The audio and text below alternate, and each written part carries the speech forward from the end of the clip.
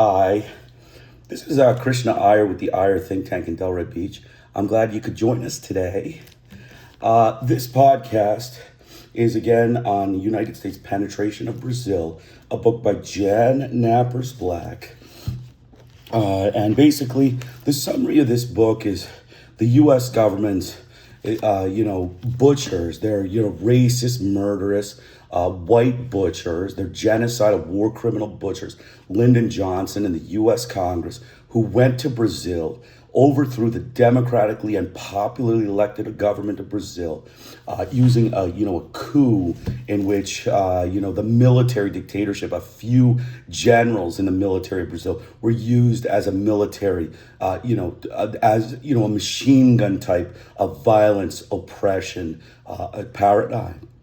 And the U.S. media, the mass media, deliberately lied. They deliberately hid the fact of U.S. complicity. The U.S. was involved in this coup. They even had their Navy and aircraft carriers standing by to invade and bomb Brazil if they ended up without success. And the corporate capitalist fraud whites, the fraud whites of the U.S. corporate companies, including like Exxon and all their, corporate companies. We have a bunch listed, including their banks. Their banks were also involved. All of these, entities, enslaved the Brazilian people. They removed all foreign regulation that were regulated by the Constitution of Brazil. They broke the Constitution of Brazil and they replaced them with slaves. They put, slaves. They canceled the labor laws. The labor laws were canceled. They killed, murdered, and imprisoned the labor leaders and, stuck them in prison. And then the Brazilian people had no labor protection. So hence they worked long hours, didn't get any compensation, and dropped dead on their, work assignment. And that's what ultimately it is. The United States is a racist group of fascist, murderous frauds. They, enslave people. They deliberately lie and propagandize. They took over the Brazilian media and propagandized. They lied about it. And then they, came and denied it. Official denials at all levels of their, racist coup and their racist, colonial fascist dictatorship in Brazil. And that's what they do. They are racist frauds. Their whole bureaucracy is a criminal group of white frauds. And that is what we have summarized. So we're going to get started with the with the book. We have the book as the Google link is online. Please download the book at the Google Drive link that's given in the description section of the video. And I recommend you read the book because I do make small modifications in the book. And reading the prose is always good to understand the book. United States Penetration of Brazil is a hugely relevant topic to U.S. imperialism, colonial aggression, and colonial fascist dictatorship in which they militarily subjugate the people with machine gun government. Machine gun government is how America, institutes colonial dictatorships.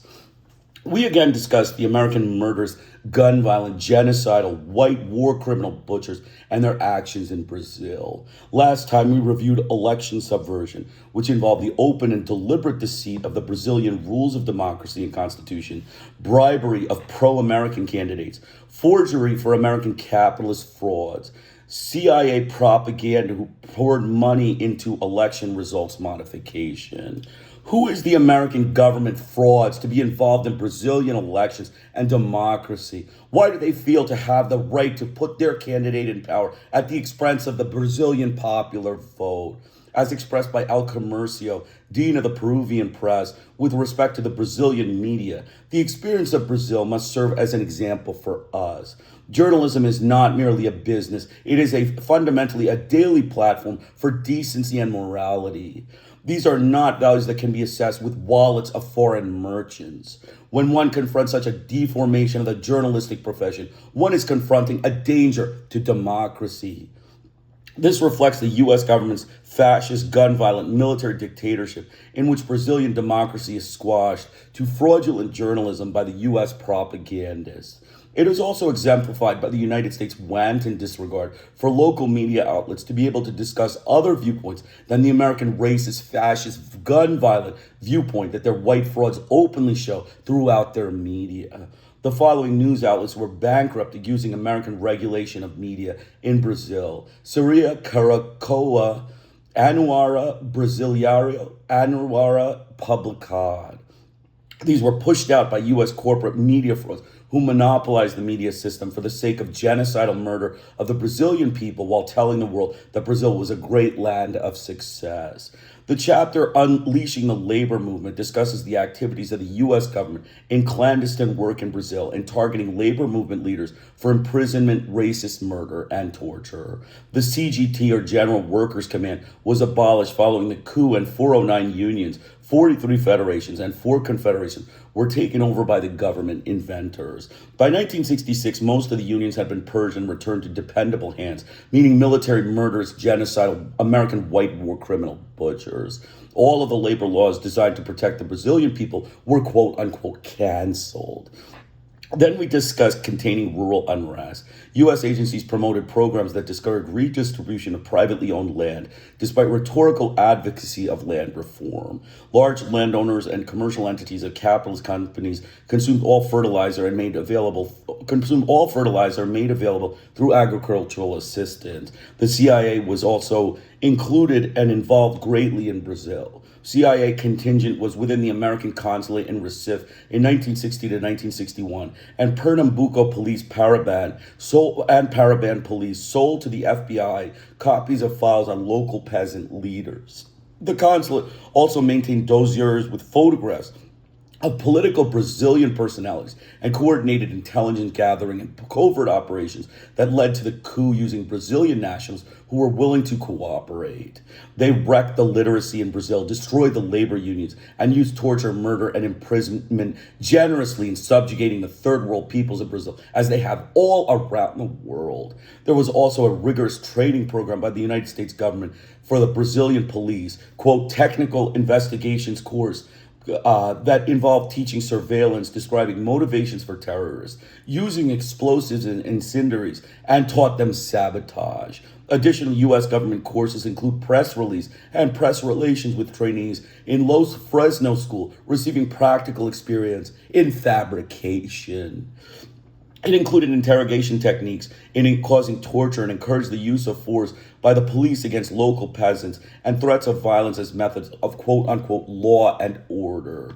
In conclusion, Jan Black notes that disregarding those individuals who are by nature sadistic, policemen are more likely to engage in torture and other dehumanizing tactics if they view their prisoners as wartime enemies.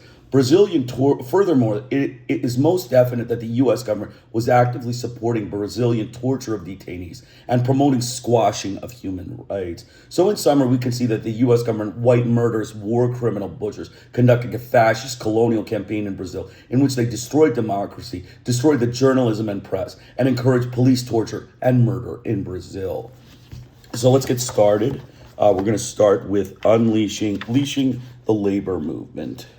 It has been noted that U.S. attempts to influence the internal balance of power in Brazil in the early 1960s included not only strengthening these groups that shared U.S. fears of communism and nationalization, but also co-opting and weakening those that did not.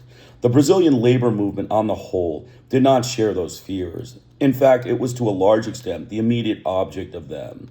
One of the instruments designed to deal with labor in Brazil and throughout Latin America was the American Institute for Free Labor Development, AIFLD. AIFLD's mission was to train a new breed of leaders who would cooperate with their U.S. counterparts and benefactors and replace and restrain their more radical colleagues. This chapter traces the development of AIFLD and its activities and influence in Brazil. The United States labor movement attempts to acquire hegemony over its Latin American counterparts, antedate the Cold War by a couple of decades. The American Federation of Labor proposed to the International Federation of Trade Unions in July 1925 that the AFL-backed Pan American Federation of Labor, PAFL, established 11 years earlier, be given the exclusive right to organize unions in Latin America.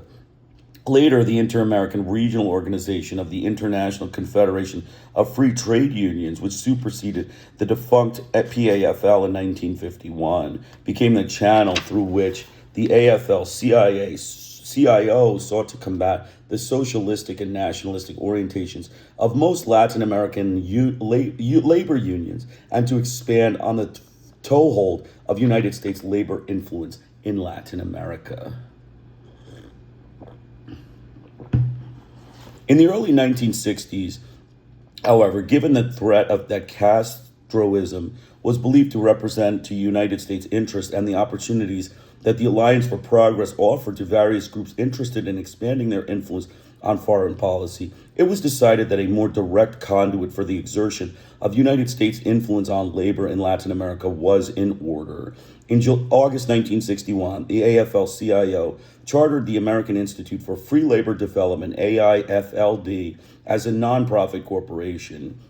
George Meany, AFL-CIO president, became president of AIFLD also, and Joseph A. Byrne, president of the Communication Workers of America, CWA, became secretary-treasurer. The raison d'etre of AIFLD was stated unequivocally when, in the wake of the Bay of Pigs fiasco, President John F. Kennedy endorsed the idea of a program through which the talents and experience of the United States labor movement could be brought to bear on the danger that Castro might undermine in the Latin American labor movement. The financial contributions of United States corporations to AIFLD have been minimal, amounting to only $175,000 by 1967. Corporate representation, however, on AIFLD's Board of Trustees has been equal to that of labor. In addition to its chairman, J. Peter Grace, president of W.R. Grace and Company, AIFLD's board has included Charles Brinkerhoff, chairman of the board of the Anaconda Company, William Hickey, president of the United Corporation, Robert Hill, director, Merck and Company, Juan Tripp, chairman of the board of Pan American World Airways, and Henry Woolbridge, chairman of the board of the True Temper Copper Cooperation. In addition, International Telephone and Telegraph and some 55 other corporations are listed as contributors. AIFLD became the principal instrument of the United States government for supplying technical assistance to Latin American trade unions, and its projects were highly favored by such multilateral sources of credit as the IADB. By 1967, the fiscal yearly budget for the AIFLD was over $6 million.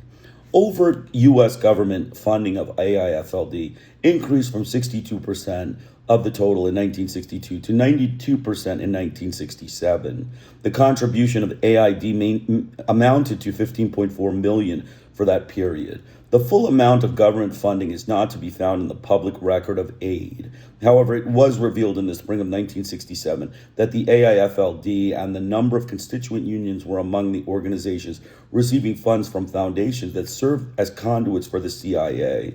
This relationship was denied, of course, by AIFLD spokesmen. A U.S. Senate Select Committee on Intelligence reported in April 1976 that the CIA during the 1950s and 1960s had turned increasingly to covert action in the area of student and labor matters, cultural affairs, and community development, and that CIA interest in these matters reached a peak in the mid-1960s. By fiscal year 1967, over $6 million had been budgeted for labor programs. Most of these funds, the committee reported, were transmitted through legitimate or devised foundations, that is, fictitious entities established by the CIA. In his CIA diary, Agee explained that prior to the founding of AIFLD, the agency's labor operations had been carried out largely through the ICFTU, ORIT, and the International Trade Secretariats, but that there had occasionally been problems of coordination between the operations of the international and regional agencies and those of the CIA's country stations.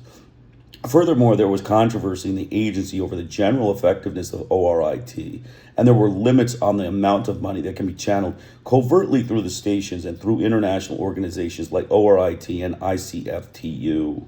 AIFLD then was seen as a channel through which to improve coordination and to accelerate expansion of labor organizing activities in Latin America in order to deny workers to labor unions dominated by the extreme left and to reverse communist and Castroid penetration. Agee noted that a first priority of AIFLD would be the establishment of training institutes in each of the Latin American countries, headed where possible by salaried CIA agents with operational control exercised by the stations. He added that spotting and assessment of potential agents for labor operations will be a continuing function of the agency-controlled staff members, both in the training courses in Latin America and in the Washington courses. I'm going to read that sentence again. He added that spotting and assessment of potential agents for labor operations will be a continuing function of the agency-controlled staff members, both in the training courses in Latin America and in the Washington courses. Serafino Romualdi, who resigned as the AFL-CIO's Inter-American representative to become AIFLD's first executive director, was described by AG as a longtime agent of the CIA's International Organizations Division and the principal agent for labor operations in Latin America. William Doherty, initially AIFLD's social projects director, who succeeded Romualdi as executive director, was also described as a CIA agent, as was Andrew McClellan, who replaced Romualdi as AFL-CIO Inter-American representative. Meany, Grace, and Byrne, who are described as CIA collaborators. All AIFLD programs, according to AGI, were sooner or later to be run closely by the CIA country stations, but initial expansion was so fast that in many cases non-agents were sent out as country directors and control had to be exercised through Washington. United States labor leaders were not unanimously enthusiastic about this cozy bedfellow relationship among labor, management, and government. But Gracie and Meany saw eye to eye in terms of the mutual interest of labor and management in the preservation of the capitalistic system and the defense of United States investments abroad.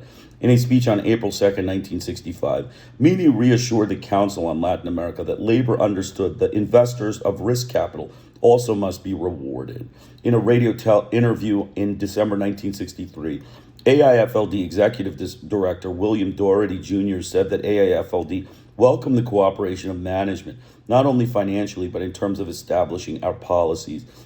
The cooperation between ourselves and the business community is getting warmer day by day. On other occasions, Doherty had asserted that Latin America unionists also oppose nationalization and that labor management cooperation on AIFLD's board should dispel the hostility of Latin American workers towards United States corporations. Among the overt activities of AIFLD has been the operation of an extensive system of training schools for selected Latin American labor union leaders.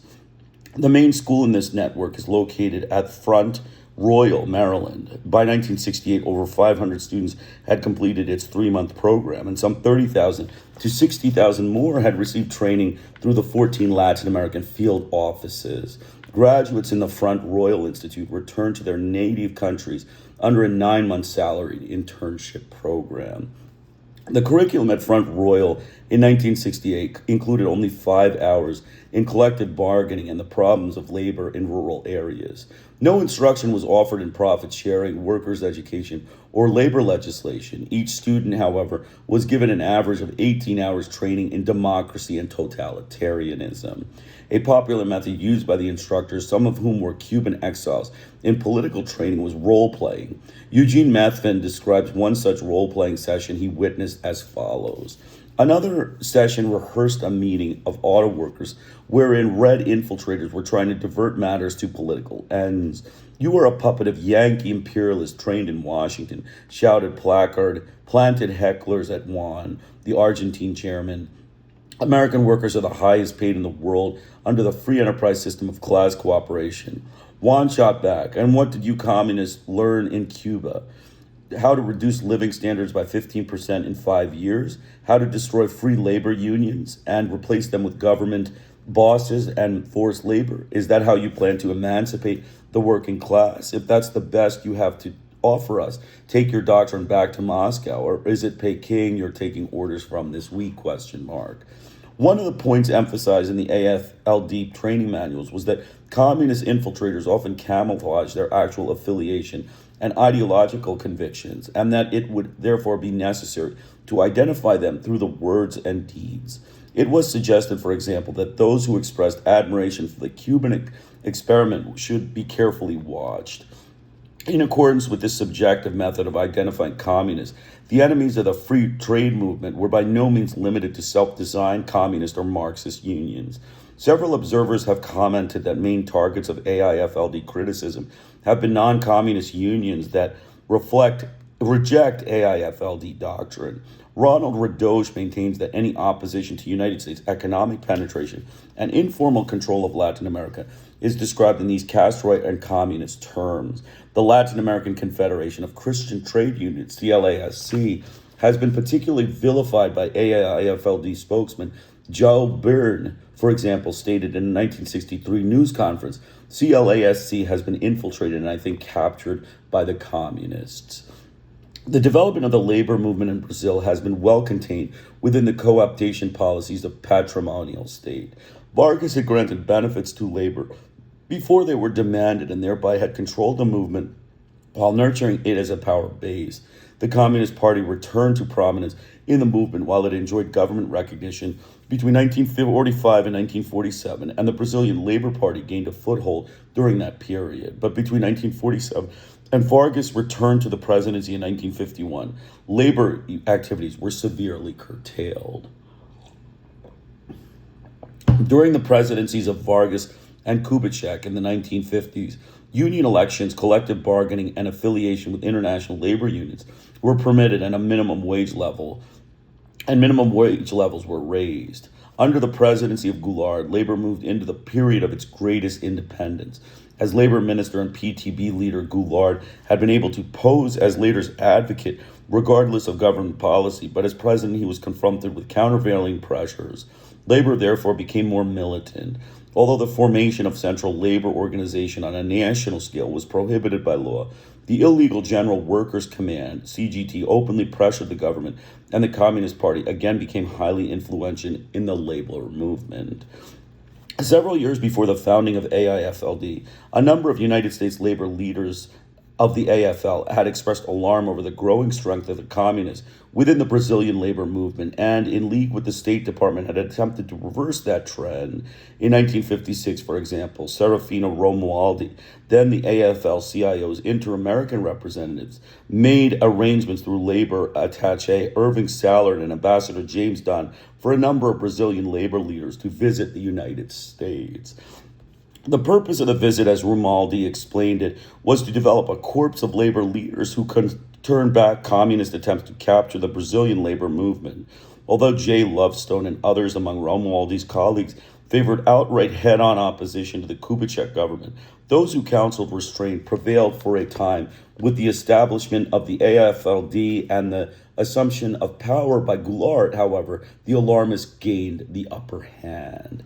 Following an autumn 1963 meeting in which Ademar de Barbaros, governor of Sao Paulo, informed Romualdi of plans to mobilize military and police contingents against Goulart, AIFLD arranged a training session in Washington for a special all-Brazilian class of 33 participants.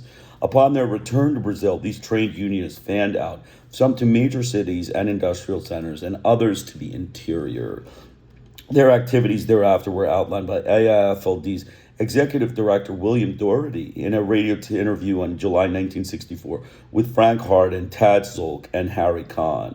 Responding to Kahn's inquiry as the results of AIFLD training on Brazilian trade unionists, Doherty said, "Well, very frankly, within the limits placed upon them by the administration of João Goulart, when they returned to their respective countries, they were very active in organizing workers and helping unions introduce systems of collective bargaining and modern concepts of labor management relations. As a matter of fact, some of them were so active that they became intimately involved in some of the clandestine operations of the revolution before it took place on April 1st. What happened in Brazil did not just happen, it was planned, and planned months in advance. Many of the trade union leaders, some of whom were actually trained in our institute, were involved in the revolution and in the overthrow of the Goulart regime." Doherty did not elaborate on the nature of those clandestine activities, but an article by Eugene Methvin published in the October 1966 issue of Reader's Digest offered a clue. It revealed that Romulo Martino, a communications union leader who had been trained at the Front Royal Institute, returned to Brazil and directed seminars concerning what red totalitarianism means, how communists infiltrate and control unions, and what must be done to stop them. He also warned key workers of coming trouble and urged them to keep communications going no matter what happened. When the call went out for a general strike to frustrate the coup attempt, the communication workers failed to respond. The wires kept humming, and the army was able to coordinate troop movements and ended the showdown bloodlessly. According to Methvin, the new military regime promptly appointed 4 AIFLD graduates to clean out the red-dominated unions and restore democratic processes. Shortly after the coup, the AFL-CIO sent a group headed by Inter-American Representative Andrew McClellan to Brazil. Using Colonel Vernon Walters as an intermediary, they presented to President Castelo Branco's a set of proposals for a revised labor code. According to Michael Boggs, Assistant Inter-American Representative, the proposals, which called for democratization of the code, were accepted by Castelo Branco but vetoed by Finance Minister Roberto Campos. The CGT was abolished after the coup, and some 409 unions, 40 thrift federations, and 4 confederations were taken over by the government interventors. By 1966, most of the unions had been purged and returned to dependable quote-unquote hands. Article 530 of the revised labor code provided that those who had been deprived of their political rights and those who publicly and ostentatiously, through acts or words, defend the ideologic principles of a political party whose registration has been revoked, or of an association or entity of whatever nature whose activities have been considered contrary to the national interest and whose registration has been canceled or whose functioning has been suspended by competent authority, were prohibited from holding office in economic or professional organizations. A decree of September 8, 1967 said that unions of all kinds ought to be true schools of moral and civic education. Most of the task of imparting this education was allocated to AIFLD. Evidence that AIFLD's battle against communism and the Brazilian labor movement did not subsidize after the coup is provided by the minutes of the AIFLD's Board of Trustees 1965 annual meeting. Romualdi noted that AIFLD was to open a branch center in Recife. The center was to serve as a campesino training school and as a competition for a similar center already established by the non-communist opposition to the AFL-CIO. It was also reported that in Porto Alegre, new seminar programs are being conducted to reorient workers who had been under communist domination. By 1973, AIFLD had established 6 community centers in the Northeast. After more than a year of voicing support for the Brazilian regime and providing rationales for its policies, the AFL-CIO was forced to concede in December 1965 that the Castelo Branco administration has recently become an authoritarian regime. It has curtailed civil and political rights and liberties, and the Brazilian labor movement has again been forced back to its original status, an integral part of the state.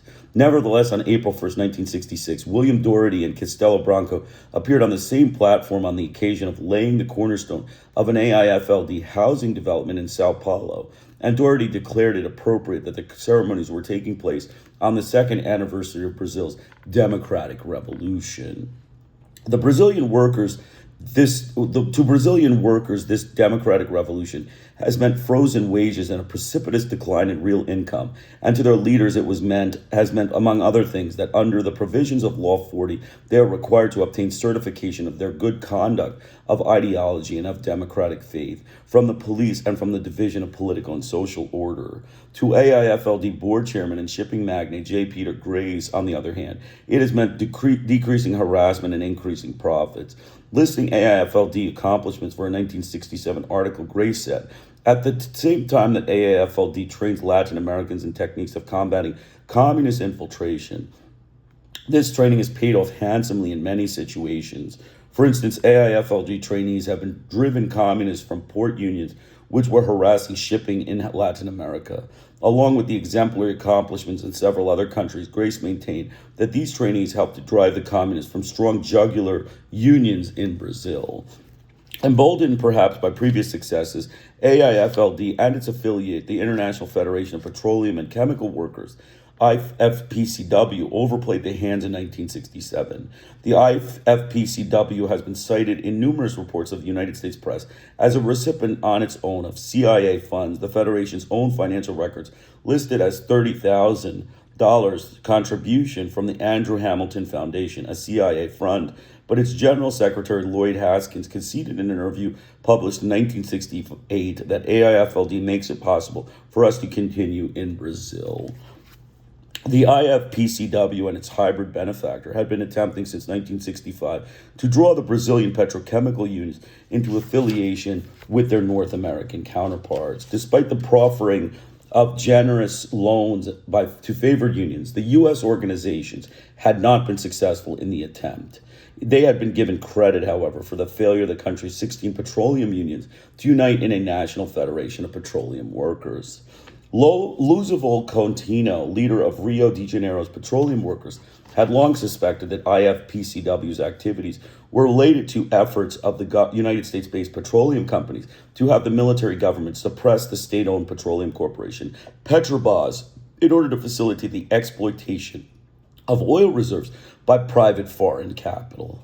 Coutinho also attempted to call attention to the entanglement among IFPCW, AIFLD, and CIA. In November 1965 issue of Petro Journal, he said of IFPCW, it does not operate with autonomy in Brazil. It only executes the programs of AIFLD, which for its part receives the imperative influences of not less than 60 large American companies and the vigilance of the CIA. Coutinho obtained the signatures of 219 members of the Chamber of Deputies on a petition for a congressional investigation of the activities of the IFPCW and other international labor unions in Brazil. On October 27, 1967, the National Congress authorized the creation of a 9-member investigation team with 10 million new cruzeiros to fund work for 120 days. In the following December, a Sao Paulo trade union leader, Agisto Domenicali, uncovered a list of payoffs and other expenditures prepared for the IFPCW representative Alberto Ramos, and a note from Ramos to his colleague Alex Nogueiro in the Sao Paulo office. The note read, I have with me 45 million cruzeiros, US $16,667 for you to distribute to the unions for campaigns in accordance with our plans. If you are not available before tomorrow, then arrange to be here on Wednesday, since I will be in Rio conversing with Velasquez about other trips to the United States. The itemized expense sheet attached included bonus to Jose Abud for collaboration, $157, special payments for $875 to Philho Guatemas for $56, photocopies of books and documents for $100, assistance to Furtado Suzano Union of $141, bonuses to 2 different labor reporters, one labor reporter a bonus of $313, and a bonus to the Lieutenant Brandani of National Investigation Services for confidential information. When accounts of the gathering storm were belatedly picked up by the U.S. Wire Service, the response of AIFLD sponsors and affiliates in the U.S. was predictable. Haskins, IFPCW General Secretary, labeled the charge against his federation as a part of a communist conspiracy against the democratic trade union movement in Brazil, and a letter from George Meany to Ambassador Vasco Leteo de Cunha, dated 24 January 1968, warned of the serious repercussions that would follow communist takeover of the Brazilian trade union assessment. In addition to undermining the unity or potential unity of Brazilian labor movement, AIFLD has had no qualms about attempting to undermine the activities of compatriot organizations that do not share its objectives. A memorandum from Doherty to the staff of AIFLD, dated 18th October 1963, instructed members to bear in mind the possibility of cooperation that the Peace Corps on a project in the country of which you are assigned. Although the Peace Corps in general has shunned AIFLD's approach, and although the legislation creating the Peace Corps contained provisions specifically designed to shield the Peace Corps from CIA influence, AIFLD has persisted in its attempt to take advantage of the Peace Corps contacts for its own purposes. A letter from Michael Richardson, project director for the Peace Corps in Pernambuco, to Arthur Lopez of AIFLD in Recife, dated 28 March 1966, gives an indication of AIFLD's attempts to exploit the Peace Corps and the friction generated thereby. Thank you for your lengthy letter and the volunteer placement suggestions. Unfortunately, our methods of community development operation will not permit us to implement those suggestions. We see the volunteers' close identification with the rural proletariat as absolutely essential. Very frankly, I have not found that AIFLD has a sympathetic image among sugar workers. They feel that AIFLD is taking over the rural labor movement. They seem to see it as identified with the present federal regime. And I am sure that you know how they feel about the revolution. The Peace Corps could not operate successfully in zona de mata with this image. Representatives of the UAW, which does not receive government subsidies for its overseas operations and does not share AIFLD's labor management government bedfellow orientation, also report some bruising encounters with AIFLD in Brazil. Henry Santos Seven, director of the UAW's Latin American program in 1969 to 70, maintains that AIFLD succeeded in splitting the Chemical Workers Union, which the UAW representatives were seeking to unite, and that unions that have fallen under AIFLD sponsorship have the blessings of the Brazilian government. Despite the furor of IFPCW's clumsy dealings, AIFLD and several of its affiliate unions continue to operate in Brazil. Documents submitted by AID to the Senate Foreign Relations Committee in 1971 indicated that AIFLD had employed 9 U.S. nationals, 1/3 country nationals, neither U.S. nor Brazilians, and 44 Brazilian nationals in 1966, 7 U.S. nationals, 1/3 country national, and 31 Brazilian nationals in 1969, and 6 U.S. nationals and 1/3 country national, and 22 Brazilian nationals in 1971. Direct aid funding for AIFLD Brazil amounted to $777,000 for fiscal year 1970 and $468,000 for fiscal year 1971, with $625,000 proposed for fiscal year 1972. In addition, funding through subcontracts to U.S. unions for work in Brazil amounted to $30,400 in fiscal year 1970 and 1971, and a total of $45,500 had been proposed for fiscal year 1972. The IFPCW had received $7,200 for its work in Brazil during fiscal year 1970 and 1971. AID's contribution to the AFLD program in fiscal year 1974 was about $7 million. The AFL-CIO contributed some $500,000, and U.S. corporations contributed a token amount. One of AIFLD's major programs in Brazil is the Instituto Cultural de Trabalho, the Cultural Labor Institute, ICT, a national training center for workers established in Sao Paulo in 1963. Its Brazilian director, Halcio Magazzani, is a member of AIFLD's Board of Trustees. AIFLD provides 80% of the funding for the institute, while Brazil's 7 major labor federations, all tightly controlled by the government, provide the remainder. Some 300 students attend the institute annually, and another 8,000 to 9,000 attend the regional seminars sponsored by the institute. Lecturers include employers as well as professors and labor leaders. The ITC's first director, J.V. Fridas Marcondes, anticipated that although the work of the institute, Brazilian syndicalism, would undergo a profound transformation, cultural and professional as well as ideological. And AFL-CIO Assistant Inter-American Representative Michael Boggs explained that through the Institute and other programs, AIFLD serves as a link between the national labor leadership and unions in the outlying areas. In Washington in late 1973, for an AIFLD training program in communications, Carlos Pontas, a Brazilian labor leader representing the advertising industry, confirmed that the labor movement remained very closely associated with AIFLD at all levels, from local sindicatal to federation and confederation, and that most labor leaders were trained by AIFLD. Asked if any of the workers resented this relationship with AIFLD, Pontas responded that there are no leftists in the movement anymore, as they were all in prison. He added that those remaining who held such views would not be likely to admit it, as all labor leaders, himself included, have had to be cleared of DOP as for loyalty to the government. Even though he claimed to be favorably disposed toward the military government and to harbor no resentment toward the United States, Pontas was disillusioned by AIFLD's program. He maintained that he had come to in the expectation of a training program devoted exclusively to communication, that he was annoyed by the large amount of time devoted to indoctrination in such topics as political economics, ideology, and Soviet imperialism. Professor Gibson Luis Viana, lecturer of the ESG in late 1973, lauded the success of the Brazilian revolutionary government in reforming the trade union movement. The revolutionary movement in 1964, Vienna said, encountered a labor institution diverted from its goals. Lost in a measure of disorder that was well reflected in the country's other sectors of activity. The drastic cleansing measures that were found to be urgent were followed by a phase of persuasion and training of new leaders. Our struggle has been arduous, but through the edifying example of patriotism, seriousness, and work that the government of the revolution have offered in the pursuit of the development of the country, today as never before, the Brazilian trade unionist knows that he too is responsible.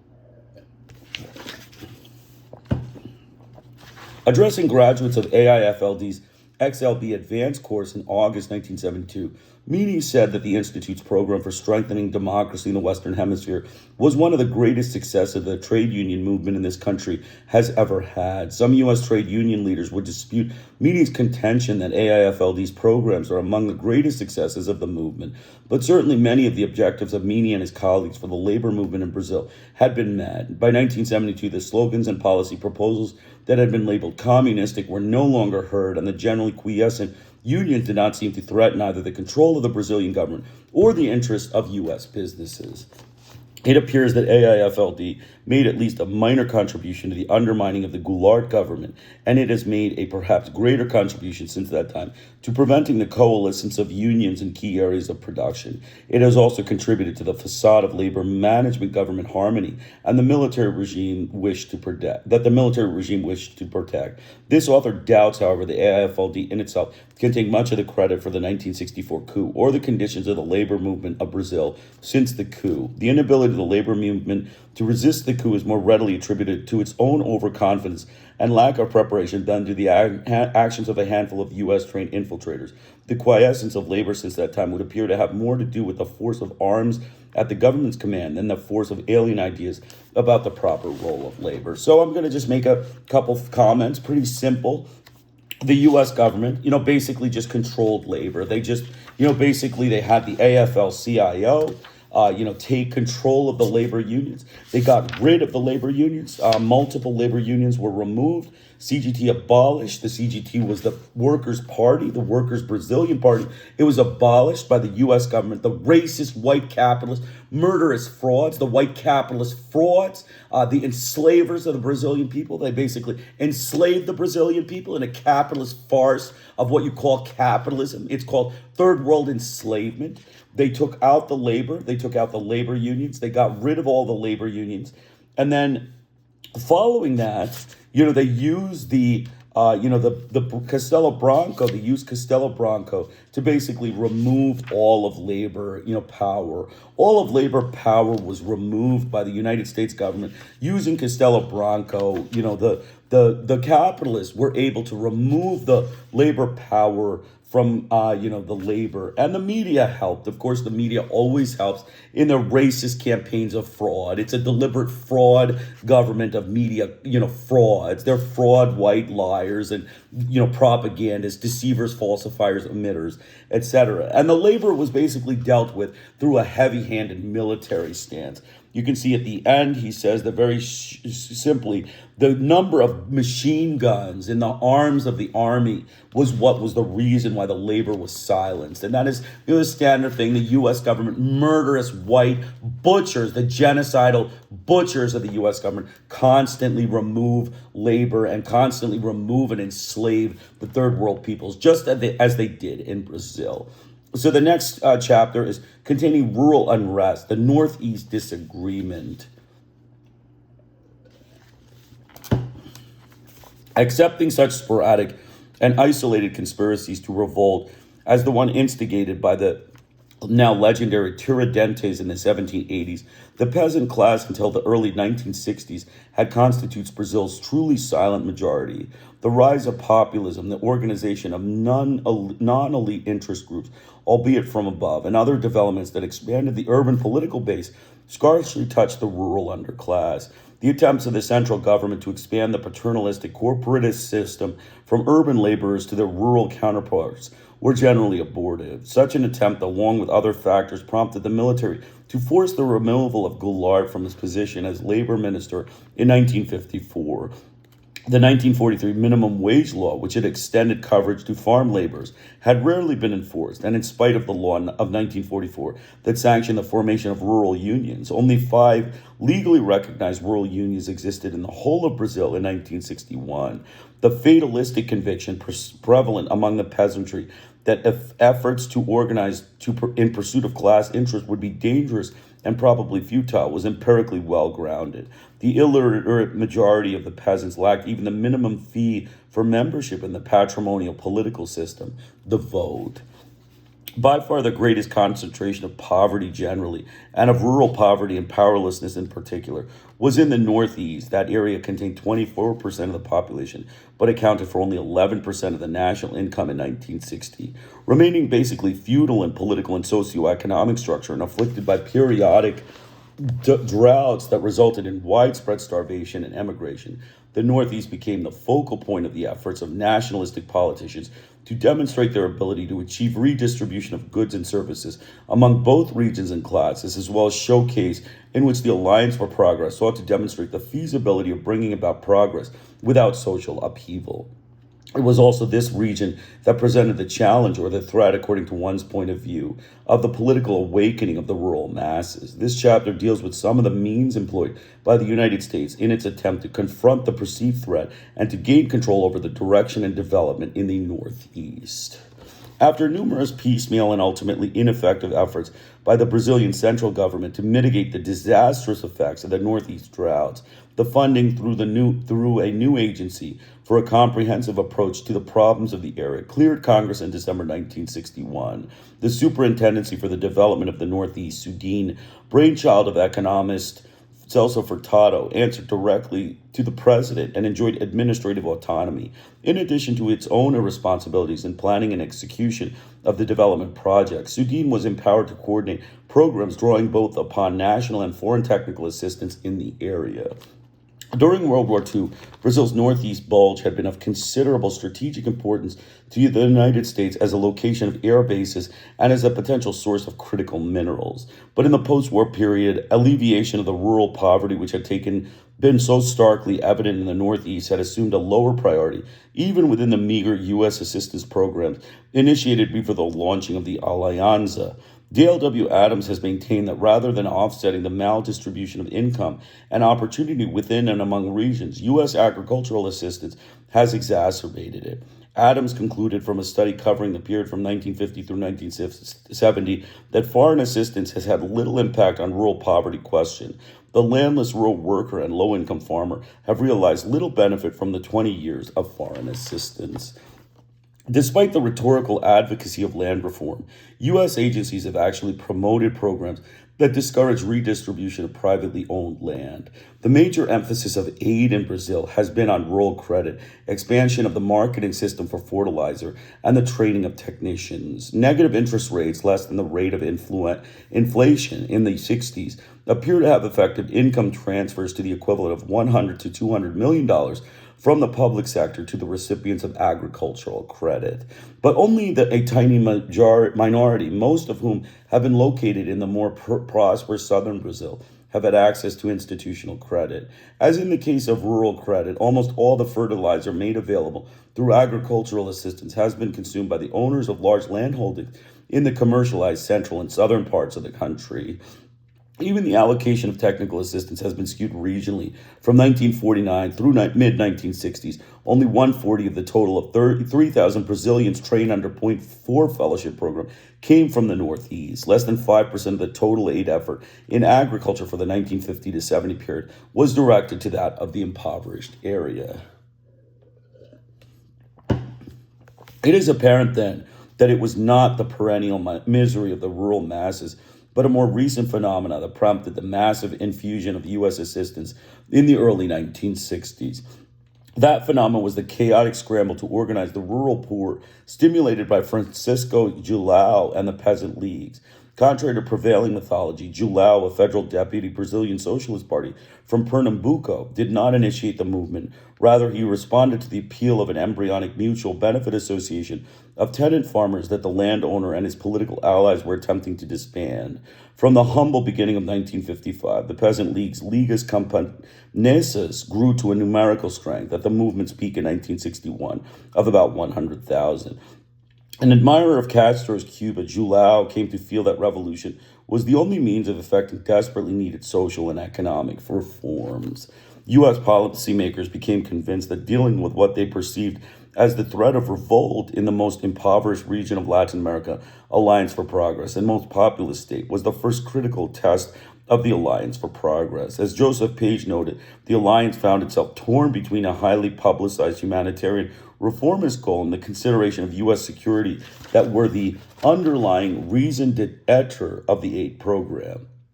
The latter prevailed very easily at the outset, as the American involvement sought first to preserve the basic structure of the status quo, and only incidentally to improve conditions in the region in ways that would not weaken the established order. And Reardon Rode, in his study of aid in the Northeast, concluded that the protests of aid personnel who were serious about social and economic objectives were overcome by the arguments of the political staff at the embassy, who maintained that anything that economic assistance might do to combat communist influences in the Northeast must subordinate purely economic development goals. The overriding security component of the U.S. effort, as it evolved, had two interrelated purposes.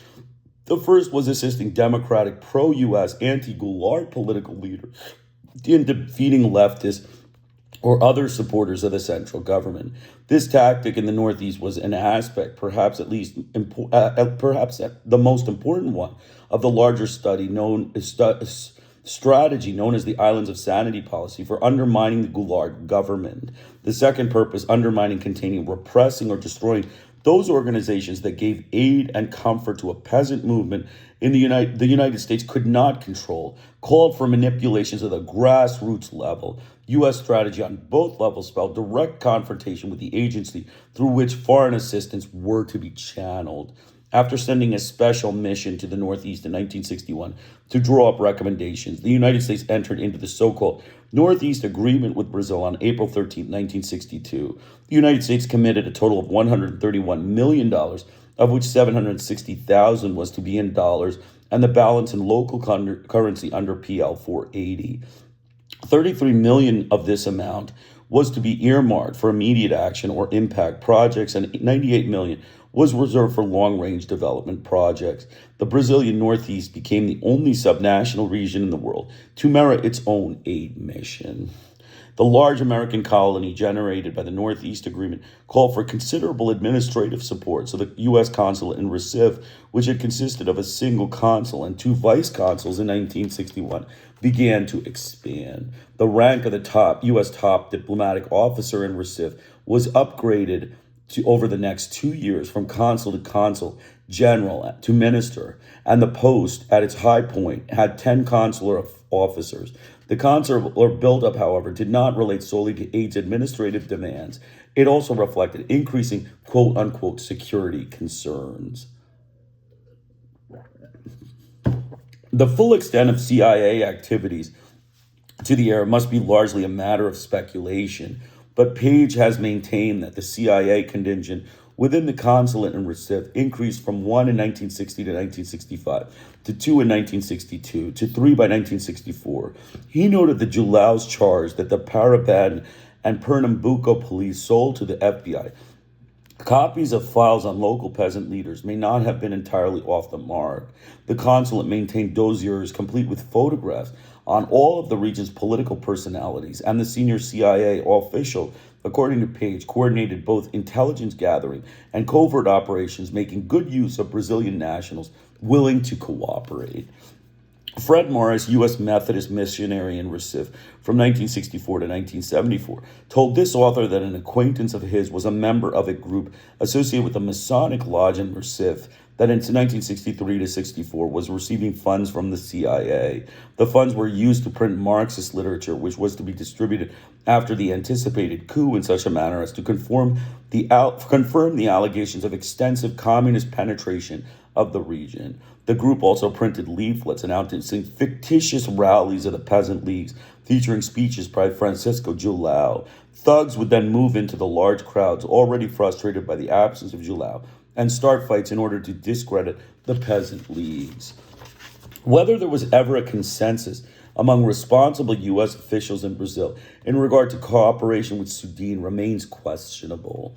Arthur Schlesinger, reporting on his trip to Recife with Food for Peace director George McGovern in February 1961, notes that in the 1950s, the U.S. Embassy had regarded Furtado, who became Sudan's director, with mistrust as a Marxist, even possibly a communist. Schlesinger had found cause for optimism in the supposition that the alternative of violent revolution symbolized by João would strengthen Furtado's hand, the traditional political elite, and possibly with the skeptical old hands at the State Department. In retrospect, however, it is apparent that a cooperative relationship was foredoomed from the start, as U.S. officialdom and Sudan were incompatible not only in approach but also in perception and purpose. As Roth noted, where the U.S. saw ideologic subversion, Furtado saw discontent, ignorance, and hunger. In a postmortem on the U.S. effort of the early 1960s in the Northeast, a special study mission of the House Foreign Affairs Committee in 1967 asserted that delays by Brazilian officials caused the emergency impact part of a program to be abandoned, and the U.S. eliminated its time phase goals. The special study mission placed blame for U.S. aid's failure to meet its stated programmatic goals squarely on Sudan. From the beginning, it was apparent that the Brazilian agency responsible for the implementation of the Northeast program, Sudan, was in basic disagreement with the U.S., both as to the objectives and to the implementation of the plan. Sudan's political orientation in the years before the 1964 revolution was characterized as leftist and nationalist. A large number of its personnel had socialist, nationalist, anti-foreign, and anti-private enterprise conceptions. In spite of the fact that Sudan was obstructive, the U.S. regarded itself as obligated to put $131 million into the development of the Northeast and gave the highest priority to getting projects approved and funds obligated. To study the mission at first hand, some of the failures in programs and projects conceived and carried out under these conditions. Yet to say that on this basis, U.S. assistance failed in its objectives is probably incorrect. At the same time that the U.S. poured in these huge sums, communist agitators were busy in the area. Therefore, it was not in the interest of the United States to permit the recalcitrance of a group of bureaucrats to block U.S. efforts in dealing with the serious problems there. Speaking in 1970, Arthur Burns, Deputy Director of Aid Northeast, 1962 to 1963, and Director 1963 to 1964, recalled, "We are in a very serious political situation. We thought that the communists were going to run all over the place. That was uppermost in our minds. Furtado said that Sudan only needed capital. They didn't see their problems as clearly as we felt we did." Celso Furtado, recalling in an interview with the author 1972, those hectic days of the early 1960s, confirmed the seriousness of the clash between Sudan and the U.S. government. He maintained that there were already thousands of U.S. functionaries in the Northeast and that the Brazilian embassy in Washington had told him that the visas of many more North Americans had been processed in case there was urgent need to send them right away. CIA agents were infiltrating the peasant leagues, and public safety assistance was being used to strengthen police all over the area, especially in Pernambuco. Islands of sanity aid to the government of Rio Grande do Norte, Pernambuco, Guanabara, and other states. He claimed served to divide civilian political leaders and to ensure that they withdrew their support from Sudan and from the Goulart government. The ink was hardly dry on the Northeast Agreement before differing interpretations of a key paragraph signaled the gathering storm that was to engulf and debilitate Sudan. Sudan understood that its approval was required before the United States could conclude a project agreements with state governments or with the federal agencies in the area. The United States maintained that it was free to bypass Sudan if it chose to do so. Sudan's initial support in the Northeast had come from the political left, but Furtado and the president made a serious effort to avoid alienating the traditional elite and to cultivate the cautiously progressive forces of the center. Development could hardly be a politically neutral process, but Sudan attempted to avoid blatant involvement in local political competition. The United States exercised no such restraint. A memo from an aid official in Rio outlined his interpretations of the U.S. strategy for the Northeast as follows. It seems to me that each of the 9 governors must be made to feel as sharply as possible that he is in competition to demonstrate to the U.S. that he is ready and with better assurance in making good our use of our money than any other 8 governors. The criteria for determining good use was, of course, political. Although the U.S. attempts to influence the outcome of elections in the area through the timely allocations of impact aid were generally unsuccessful, Furtado maintained that the U.S. aid program was instrumental in undermining the regional authority of Sudan. The case of U.S. assistance to Governor Alucio Alves of Rio Grande do Norte illustrates this process. Governor Alves was a member of the UDN, generally conservative, though less conservative in some parts of the Northeast and the PS, which on a national scale opposed Goulart.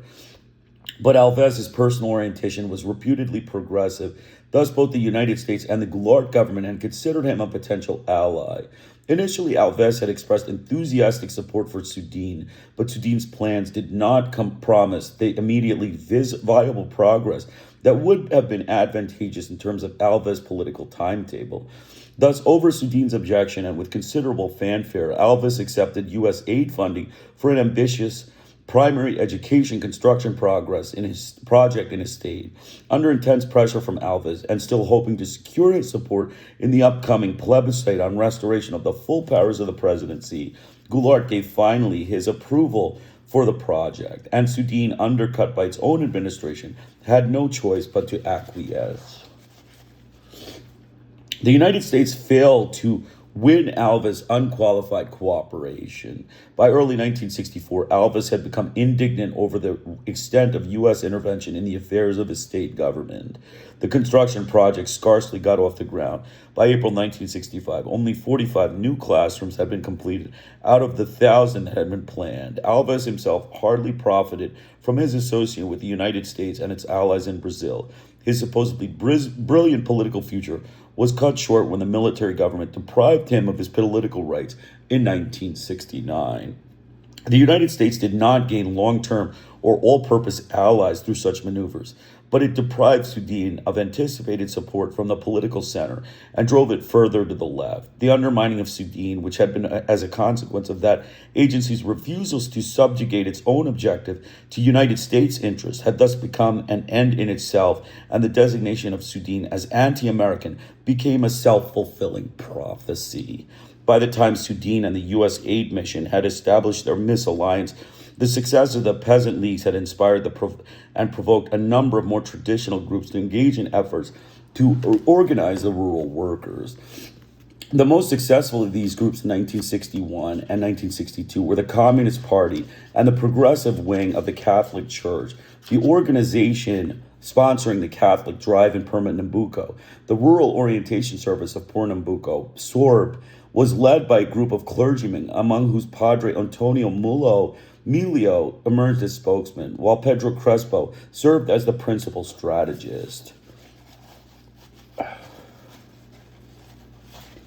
SORP encouraged the formation of cooperatives as a means of providing legal and other services, and in general, improving the living standards of the peasants. Its leaders believed that a harmonious solution to the differences between landowners and peasants was feasible and preferable to class conflicts, while competing with the more radical peasant leagues and communist unions for the allegiance of the workers. SORP also joined them on some occasions in confronting the landlords and their political allies. In late 1962, a technician for the Cooperative League of the USA, CLUSA, established close contact with Pedro Crespo, and SORP became the major beneficiary of CLUSA in Brazil. Funds provided through the U.S. counterpart organization helped to pay salaries and expenses for SORP and made it possible for SORP to provide more services and attract more functionaries and members than would be otherwise have been possible. SORP leaders were apparently unaware that CLUSA was funded in part by foundations that served as CIA conduits, and their young technician who once advised that in convincing the peasant that the misery of his condition is unnecessary, one must be careful not to push him to the extreme of revolt against the authorities and vested interests who have held him in his peasant state, was on the CIA payroll. After the promulgation in March 1963 of a comprehensive rural workers law, which set forth in detail the rights of rural workers and their unions, the scramble for control of the unionization process became even more intense and complex. Goulart and Elias injected their own organizers into the fray. Students of all manner of leftist persuasions, from Trotskyites to Maoists to radical social Christians, competed with priest communists and peasant leagues, and new leaders emerged from the peasantry. Giulio's movement, lacking legal status, lost ground, and in 1962 and 1963, the Catholic groups had the upper hand. By early 1964, however, more radical elements linked to Arias, Goulart, and the Communist Party appeared to be pulling ahead. In Pernambuco's gubernatorial campaign of 1962, virtually all the leaders of peasant movements, including Padre Milo and Crespo, had suspended their competition long enough to unite behind Arias. But by late 1963, Padre Milo was openly accepting money from IBAD, denouncing Arias, and publicly endorsing ultra-right-wing candidates for public office. And Padre Crespo had openly clashed with other Catholic activists who were willing to collaborate with communists in pursuit of specific goals. It appears that the United States had contributed to detaching these leaders from the larger peasant movement, but the more radical groups continued to gain ground in spite of U.S. efforts to derail the movement. Under existing electoral laws, one thing other than organization was that the peasants needed most in order to participate effectively in the political system was literacy, without which they could not vote. The various adult education programs that had been launched in the early 1960s, however, attempted to go beyond simple literacy to consentiado. Paul Freire articulated the concepts and created the method for its dissemination, noted that self-depreciation is a characteristic of the oppressed, which derives from their internationalization of the opinion of the oppressors hold of them. So often do they hear that they are good for nothing and are incapable of learning anything, that they are sick, lazy, and unproductive, and that in the end they become convinced of their own unfitness. Thus, Freire sought to instill in his students first the realization of their self-worth and the critical awareness of a society in which they lived. He wanted to teach them not merely to read and write, but to think and know and to act as subjects capable of changing their own environment rather than as objects subject to the whims of fate. Both supporters and opponents of the Freire method saw it as a need of potentially revolutionary change. Experimentation with Freire's method began in the Northeast under the sponsorship of the University of Recife and the state government of Pernambuco under Arias. But it spread throughout Brazil like the most contagious of ideas whose time had come. Meanwhile, the movement for basic education, which had been launched in Rio Grande do Norte by the Catholic Church and had become a national program under the governments of Quadros and Goulart, assumed an orientation akin to Freire's conscientizazo. MAB Schreiber, to live is to struggle, invited students to question a social system that left them in abject poverty. Ironically, U.S. aid sponsored a pilot literacy project in early 1963 in Rio Grande do Norte, using the Freire method, but discontinued its support in January 1964, as conservatives had begun to claim that Freire was out to Bolshevize Brazil. One aid official later observed, it wasn't really a literacy program, but rather a means of politicizing people. The goal of the method was to arouse politically apathetic and get them into an uproar. With the first wave of arrests in the days and weeks that followed the revolution, quote unquote, of April 1st, 1964, the multifaceted peasant movement that some believe threatened to redistribute political and economic power in the Northeast collapsed like a house of cards. Throughout the Northeast, the new military government found evident that a communist revolution had been imminent. An electricity generator that had been donated through the efforts of Senator Edward Kennedy after his 1961 visit to the Peasant League stronghold of Galileo was seen as evidence of a plot to supply power to a radio transmitter that would be broadcast subversive messages to the countryside. 10,000 coveralls found on the premises of a Pernambuco land reform agency constituted proof that Arias and his supporters were about to issue uniforms to a peasant militia, and an intelligence officer in the 4th Army headquarters in Recife maintained that the MEB primer, "To live is to struggle," was in it itself enough to justify the revolution. Arias and arrests and purges went far beyond the leadership of the various leftist nationalist parties and unions, and a member of the CIA-funded coup within Recife's Masonic Lodge. Alvaro da Costa Lima gained early notoriety as a torturer. One Sudene technician was detained in Recife simply because the FBI had passed on the information that while on an earlier trip to Washington, he had visited the Soviet embassy. Sudene was purged, and a reconstituted agency adopted a policy of full cooperation with the U.S. aid mission. The new government made it clear that Sudene did not have the option of balking on projects that had been approved in Washington. The major thrust of the U.S. aid Sudene program was the infusion of public investment into infrastructure and the attraction of private investment, domestic and foreign, toward industry. Aid's public safety program, which Furtado had finally succeeded in ejecting from Pernambuco shortly before the coup, was reinstituted, and in place of Frere's Conscientizazo approach to literacy, a program known as the ABC Crusade was initiated. According to Page, this program attempts to train the peasant to accept things as they are and make the best of them. By 1966, the U.S. aid mission in the Northeast had 150 officials. By 1968, aid had expanded to $249,462,000 in loans to the area, and an additional $40 million had been obligated. Meanwhile, the peasant leagues and some of the other more radical peasant unions had been disbanded, and the rural unions had survived, unlike their urban counterparts, were placed under the control of the government intervention. Padre Milo, the only leader the 4th Army trusted, was given de facto control of the rural labor movement. With the help of the army and the police, he replaced the leadership of virtually all the rural unions.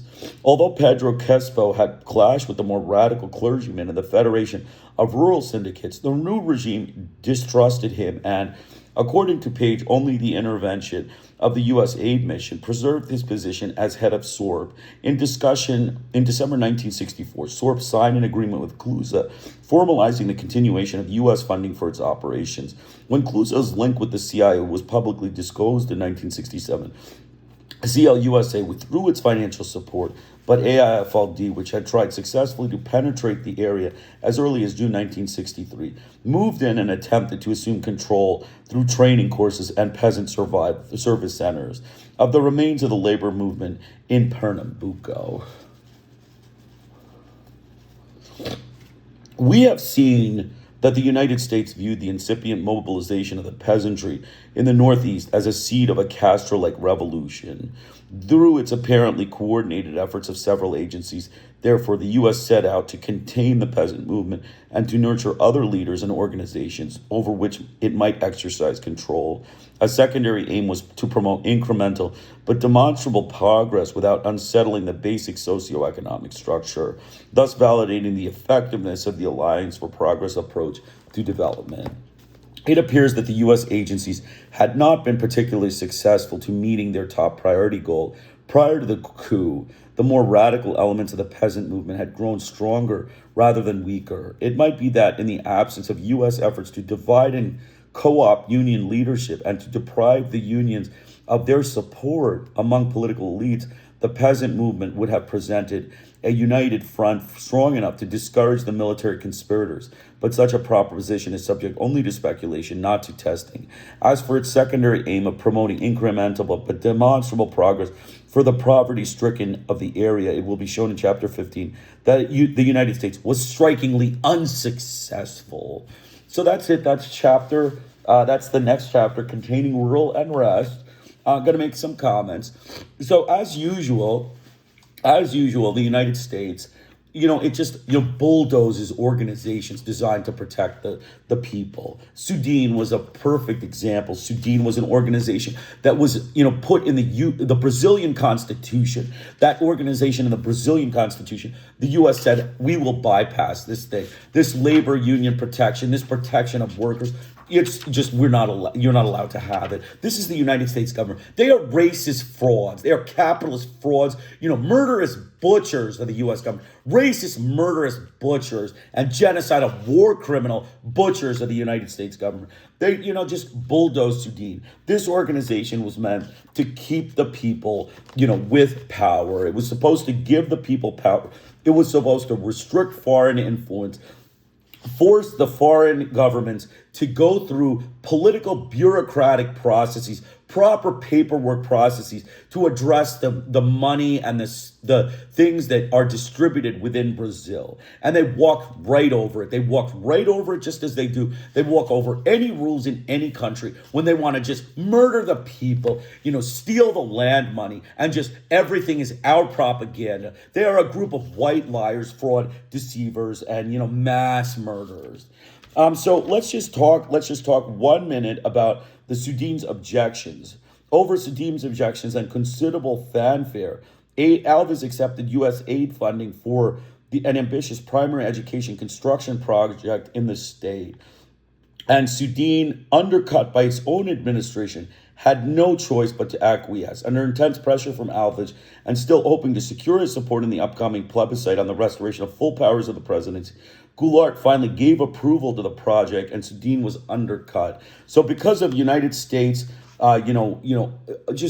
absolute, miserable action, their depraved action in Brazil, they undercut the labor unions and they undercut Sudan.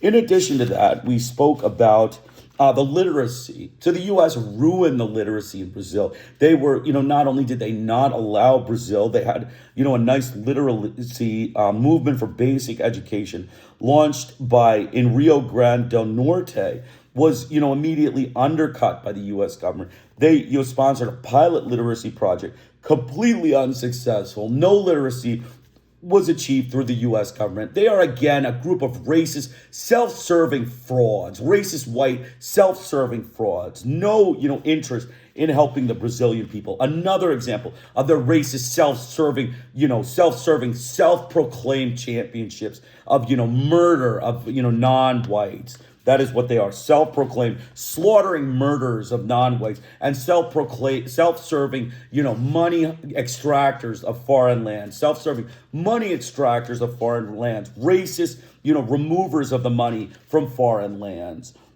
So that was another thing. And so at the end, as for its secondary aim of promoting incremental but demonstrable progress for the poverty-stricken of the area, it will be shown in Chapter 15 that the United States was strikingly unsuccessful. So they maintained the state of poverty. They maintained the racist oppression. They maintained the propagandist lies. And they maintained the military machine gun government that they are about. They are machine gun butchers, capitalist frauds and racist thieves, and, removers of democracy, squashers of democracy, and, fraud, media propagandists, frauds, deliberate liars, falsifiers, omitters, and fabricators, open, deliberate, deceitful American white frauds. So continuing on, Chapter 8, redefining law and order, the Public Safety Assistance Program. In its quest to prevent or quell civil disorder and to maintain or reestablish the kind of stability it viewed as hospitable to foreign investment in Brazil, as in many other third world countries, the United States has considered the police forces of those countries as both natural and necessary allies. Thus, the small police assistance program that had been initiated by aid in 1954 was gradually expanded in the early 1960s. Co-optation of and support for the domestic police forces, particularly in Vietnam and in Latin America, became an important aspect of the broader policy of fortifying internal security forces in client states. An executive order issued in 1962 led to the creation within aid of the Office of Public Safety. A memorandum issued by the Department of State in 1962 declared that aid vests the Office of Public Safety with the primary responsibility and authority for public safety programs and gives that office a series of powers and responsibilities which will enable it to act rapidly, vigorously, and effectively, powers greater than any other office or division of aid. This chapter elaborates on the rationale set forth in advocacy of the Public Safety Assistance Program and on the nature of the program in general and of the Brazilian program in particular. The actual and potential influence of such a program on the internal balance of political forces in Brazil should become apparent. Testifying in hearings before the Subcommittee on Inter-American Affairs of the House Foreign Affairs Committee on February 18, 1963, Assistant Secretary for Inter-American Affairs Edward M. Martin said, "In assessing the internal security situation in Latin America, we found that the civil police forces in many of these countries wanted assistance. Consequently, the public safety program is designed to meet those requests."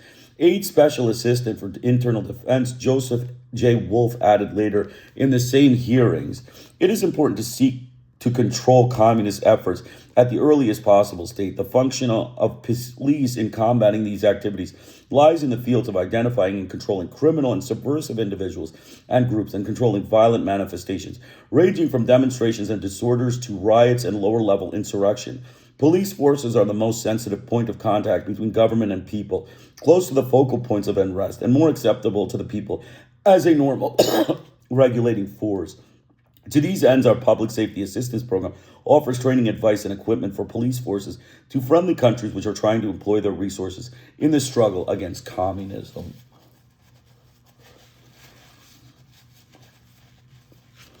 The importance of the program was further stressed in the Senate Appropriations Committee Foreign Assistance hearings in 1965. Aid Administrator David Bell explained that the unique powers granted to the Office of Public Safety enabled it to act rapidly, vigorously, and effectively in aiding Latin American governments threatened by popular uprisings in order to deal with the dynamics of internal security situations.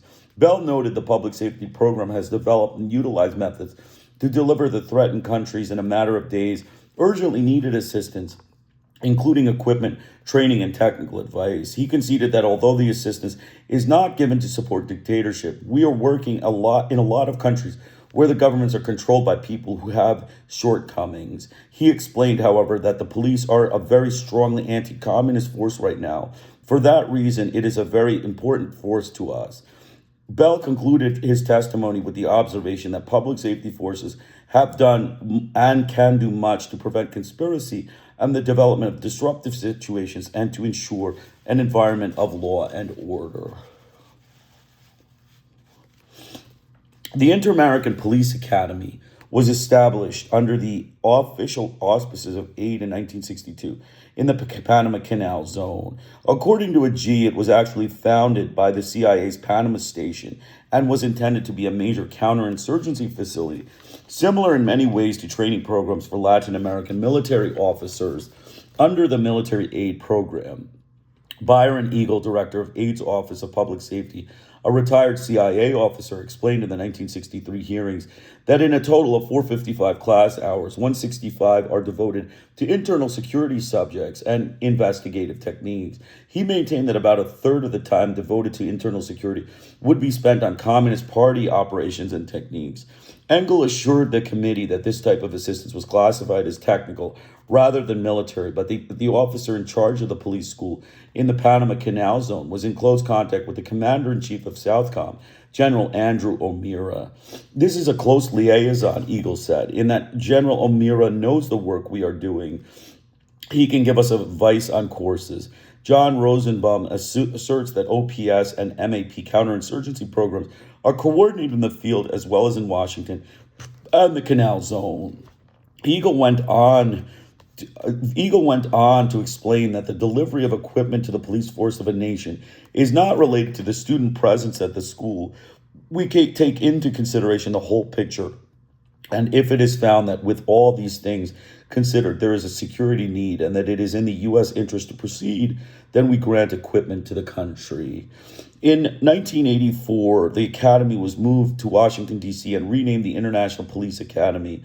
By February 1969, some 3,000 students, of whom 60% were Latin Americans, had been graduated from it. The curriculum, as described in 1967 in the International Police Academy Review, has three major divisions: police management, organization, command and staff relationships, public relations, police operations, criminalistics, communications, border control and intelligence, and internal security, riot control formations, chemical munitions, and terrorist countermeasures. Training at the academy itself is supplemented by a special program of the Military Assistance Institute, formerly called the John F. Kennedy Warfare Center at Fort Bragg, North Carolina. The supplemental training deals with civil-military relationships and counterinsurgency operations and police support in unconventional warfare. Courses offered to the foreign police officers at Fort Bragg include subversive insurgent methodology, psychological operations in support of internal defense and development, and the role of intelligence in internal defense. IPA trainees also visit the Criminal Investigation Laboratory at Fort Gordon, Georgia, for a course entitled Firearms Identification. The program is actually conducted by the CIA, which has thus far refused to respond to congressional inquiry as to the specifics of course content. There are more than 30 additional sites across the United States at which foreign police officers are trained under the OPS program. Special programs for foreign trainees include the FBI National Academy course of instruction, which is offered to command-level law enforcement officers and stresses investigative techniques and administration and police executive training, specially arranged orientation tours for non-executives too busy to attend regular courses. A program guide released by OPS in 1971 listed the following courses under the heading of Technical Specialist Training: Question Document Examination conducted at the U.S. Post Office Department's Scientific Identification Laboratory, Police Records Management at the International Police Services School in Washington, D.C., Traffic Police Administration at Northwestern University Traffic Institute, Advanced in Illinois, Special Actions, Riot Control, locale not specified, Police Telecommunications Management, Police Radio Communications, Maritime Enforcement at the U.S. Coast Guard training facilities, Yorktown, Virginia, and New London. Connecticut, participants in the course must have a host country security clearance equivalent to U.S. confidential. Penology and Corrections at Southern Illinois University, Automotive Repair and Audiovisual Communications. One of the many things that these programs have in common with military assistance is the sales promotion function. Training in telecommunications management and radio communications, for example, includes factory visits. Senator James Abazurek revealed to the press in September 1973 that in addition to these programs, U.S. Aid Ops was indeed operating a quote-unquote terror school on the order of that depicted in the movie State of Siege.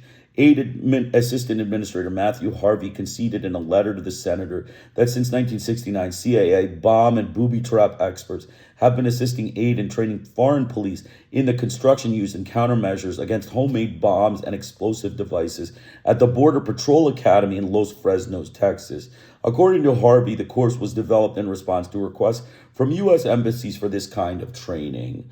The first phase of the technical investigations course, quote unquote, conducted at IPA included training in the motivation and objectives of terrorists, police intelligence, surveillance and trailing procedures, explosive and incendiaries, and sabotage. There is also a course entitled Free Press Release and Press Relations. At the isolated Los Fresnos schools, trainees receive practical experience in the fabrication, triggering, and disarming of explosive devices, as well as in investigations.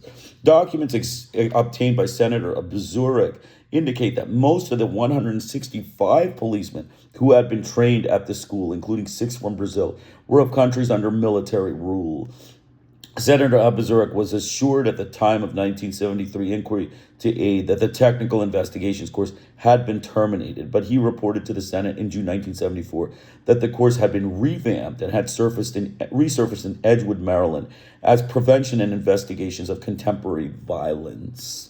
The practical experience provided by IPA includes the use of a facility known as the Police Operations Control Center. In this center, a map of the mythical city of Rios Bravos has been constructed on a magnetic game board. From the control booth, faculty members posing as field commanders alert the trainees to a communist-inspired riot at the local university, and trainees plan strategies and employ forces much as they would from a real police control center. IPA spokesmen insist that the training they provide discourages use of the so-called third-degree tactics in interrogation. If that is the case, however, it appeared to a few persons who were able to inspect the themes of the Academy's students that aspect of the training had not been very persuasive. They found numerous examples of advocacy of the use of force and threats of violence in those papers. Addressing the cadets of IPA's graduation ceremonies in 1965, General Maxwell Taylor said, "The outstanding lesson of the Indochina conflict is that we should never let another Vietnam-type situation arise again. We were too late in recognizing the extent of the subversive threat. We appreciate now that every young emerging country must be constantly on the alert, watching for those symptoms which, if allowed to develop unrestrained, may eventually grow into a disastrous situation such as that in South Vietnam. We have learned the need for a strong police force and a strong police intelligence organization to assist in identifying early symptoms of an incipient subversive situation." One of the instrumentalities for maintaining old school ties among alumni in the Academy of the IPA Review, the Review, which began publication in Spanish as well as English in 1967, follows the careers of graduates, publishes articles by them, and keeps them up to date on ideas and techniques. The director's message, which introduces each issue, stresses the political nature of the contemporary challenge and threat to policemen. The message for April 1971, for example, warns that many such infamous deeds are performed by irresponsible criminals operating under the guise of being revolutionaries. Their subversive activities and insurgent objectives, disguised by clever rhetoric, are skillfully laced with the principles of nationalism. In addition to training programs in the United States and the provision of equipment to foreign police forces, the program has also included on-the-job training by U.S. public safety advisors, of whom 91 were stationed in Latin America in 1968. Most of these advisors were recruited from the CIA, the FBI, the Special Forces, military police, or U.S. state and local law enforcement agencies.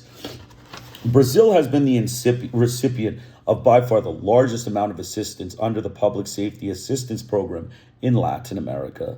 One of the objectives of the Brazilian government in entering into agreements with aid in 1959 for assistance under the Public Safety Program was the establishment of a federal police force. That federal force did not come into being until 1965. However, prior to that time, such assistance was channeled to certain state police forces, apparently in accordance with the all-encompassing Islands of Sanity policy.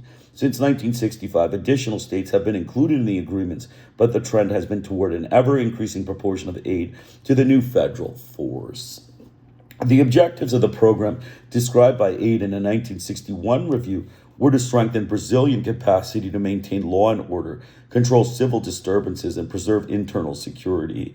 According to Jornal do Brasil, Brazilian policeman Peter Castillo described the program to Sao Paulo Governor Ademar de Barros in more simplistic terms. Costello said he was going to the United States to learn the latest method in the field of dispersion of strikes and striking workers, employing the method of using dogs against crowds and clubs against its insistent members to modernize the mechanism of repression against agitators of Sao Paulo. The number of Brazilian policemen trained by the United States jumped from 26 in 1962 to 62 in 1963. 43 of those 62 trainees were from the states of Guanabara, Minas Gerais, and Sao Paulo, states that had been designated Islands of Sanity and whose governors were key conspirators in the overthrow of Goulart. Although there were 4 subsequent years in which a greater number of Brazilians were trained in the United States under the program, the number trained from those 3 states in 1963 was more than twice that of any subsequent year. Of the $10 million in grants expended in Brazil under the OPS program in 1971, the largest annual allocation, $1,159,000, had been for fiscal year 1964, the year in which the coup took place. The 1965 bilateral agreement concerning the OPS program listed among the functional areas of cooperation, training, communications, criminalistics, record and identification, transportation, administration and management, riot control, urban patrol, reporting procedures, industrial security, and public relations. Material provided under the programs has included 38 caliber handguns, handcuffs, batons, laboratory equipment, smoke grenades, and other crowd control equipment, including gas identified CS. When mixed with an unspecified pyrotechnic composition at the Edgewood Arsenal, the gas was considered so dangerous that Dr. J.S. Foster, the Pentagon's Director of Defense Research and Engineering, included it with nerve gas and mustard gas and asking the National Academy of Science to provide a special report on how to dispose of it without major catastrophe. A memorandum submitted by Aide in 1970 to the Subcommittee on Foreign Operations of the House Committee on Government Operations cited the establishment of a National Police Academy, the Technical Communication Center, the National Institutes of Criminalistics and Identification, and statewide municipal and tactical police networks among the program's accomplishment. The memorandum stated that the officers trained thus far in the United States, 95% had remained with the police, and about 1 in 3 had been promoted to higher positions.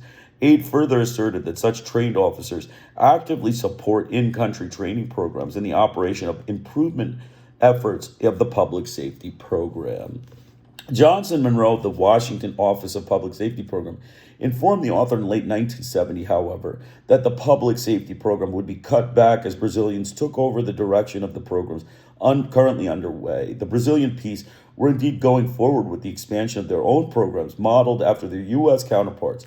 The Santa Catarina School of Police, for example, was inaugurated on May 9, 1967. Its director, Octacilio Schuler Sobrino, an IPA graduate, asserted in 1971 that our objectives and goals for the school program parallel the IPA. Santa Catarina's curriculum reflects the IPA influence in its operations center, whereby instructions in the techniques of mob and riot control, civil disturbance and patrol activities, and the like is provided, is a carbon copy of the IPA's, complete with a detailed aerial map of the city.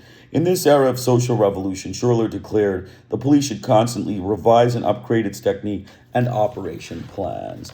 The Brazilian police were also showing initiative in the methods of co-optation so effectively employed by U.S. institutions.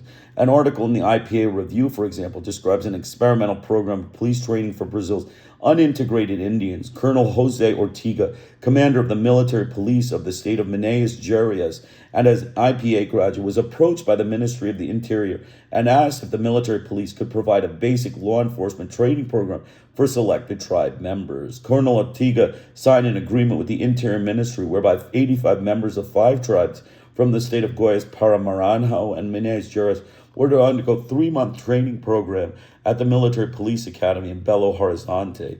Their curriculum included Indian laws, unarmed defense, arrest, search and seizure, use and care of firearms, crowd control, and civics. As evidence of the success of this training, the article noted that the federally trained guard in one village was able to protect from the wrath of other villagers and to hand over federal authorities a mestizo who had trespassed on Indian land and murdered a villager. By 1971, 641 Brazilian police officers had been trained in the United States. Trainees remained in the OPS payroll for 6 months after turning to their own countries.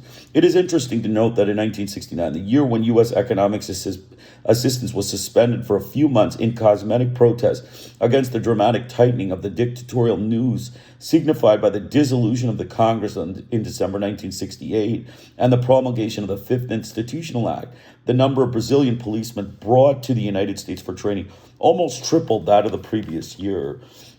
The number of Brazilian military trainees in the United States also increased that year and was, in fact, higher than any other time in the post-war period. The marked expansion of the training program also coincided with an increase in the documented reports of the systematic torture of political prisoners and of the murder of petty criminals, as well as of alleged subversives carried out by the death squads, reportedly composed of off-duty policemen.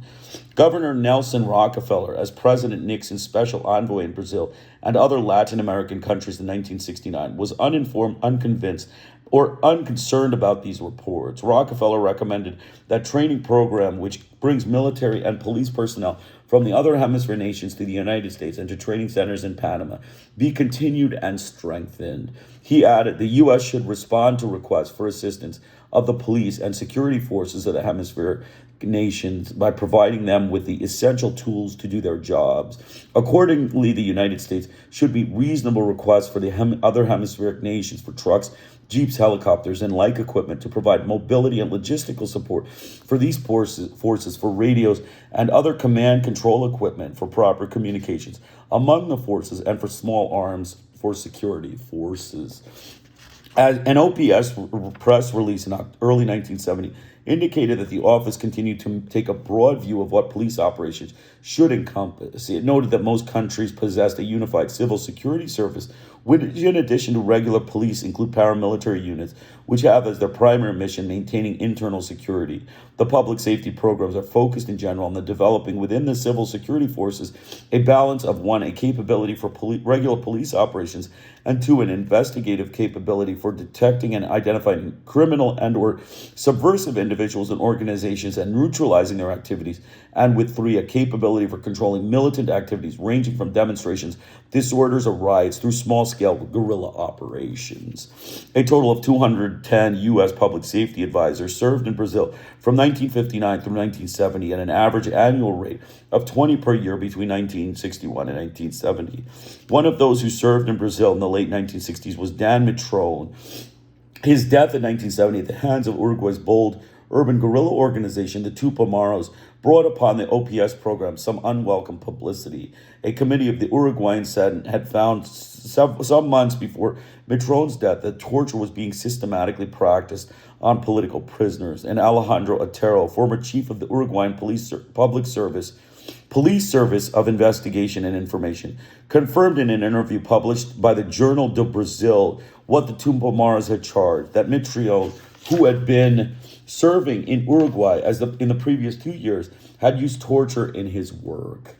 According to Ag, Otero was an agent of the CIA station in Montevideo and had been trained in early 1966 at the CIA's International Police Services School in Washington, D.C.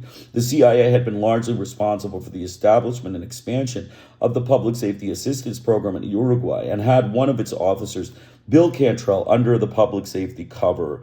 Ag's disillusionment with his own role as a CIA officer was intensified when he heard screams from the torture rooms located next to a CIA listening post in police headquarters. The victim was a person named Ag, whose name Ag had given Otero for preventive detention. Senator Abazarek had received some 24 letters from both U.S. citizens and foreign nationals when alleged to have witnessed instruction in methods of torture and in death squad tactics by U.S. public safety advisors. Father Luis Colones, director of the U.S. Catholic Conference Division for Latin America, noted that in Brazil, Mitrone had worked with the police in Belo Horizonte, where instruction in torture techniques has involved live classroom demonstrations using political prisoners as guinea pigs. Colones insisted that it must be determined whether Mitrone get paid with tax money by an agency of the U.S. government to teach and perform torture under the euphemistic guise of promoting internal security. By the time of the May 1971 Senate Foreign Relations Committee hearings, chaired by Senator Frank Church, the U.S. policies and programs in Brazil, and perhaps to some extent because of them, the number of U.S. public safety advisors in Brazil had scaled down to 4. 2 of the 4 had served previously as public safety advisors in South Vietnam, where tens of thousands of civilians were tortured and murdered under the OPS and CIA-funded Operation Phoenix. It might be assumed that such duty in Vietnam would have been a brutalizing experience, but recent studies of the U.S. prison system suggest that the process of brutalization might have less exotic roots.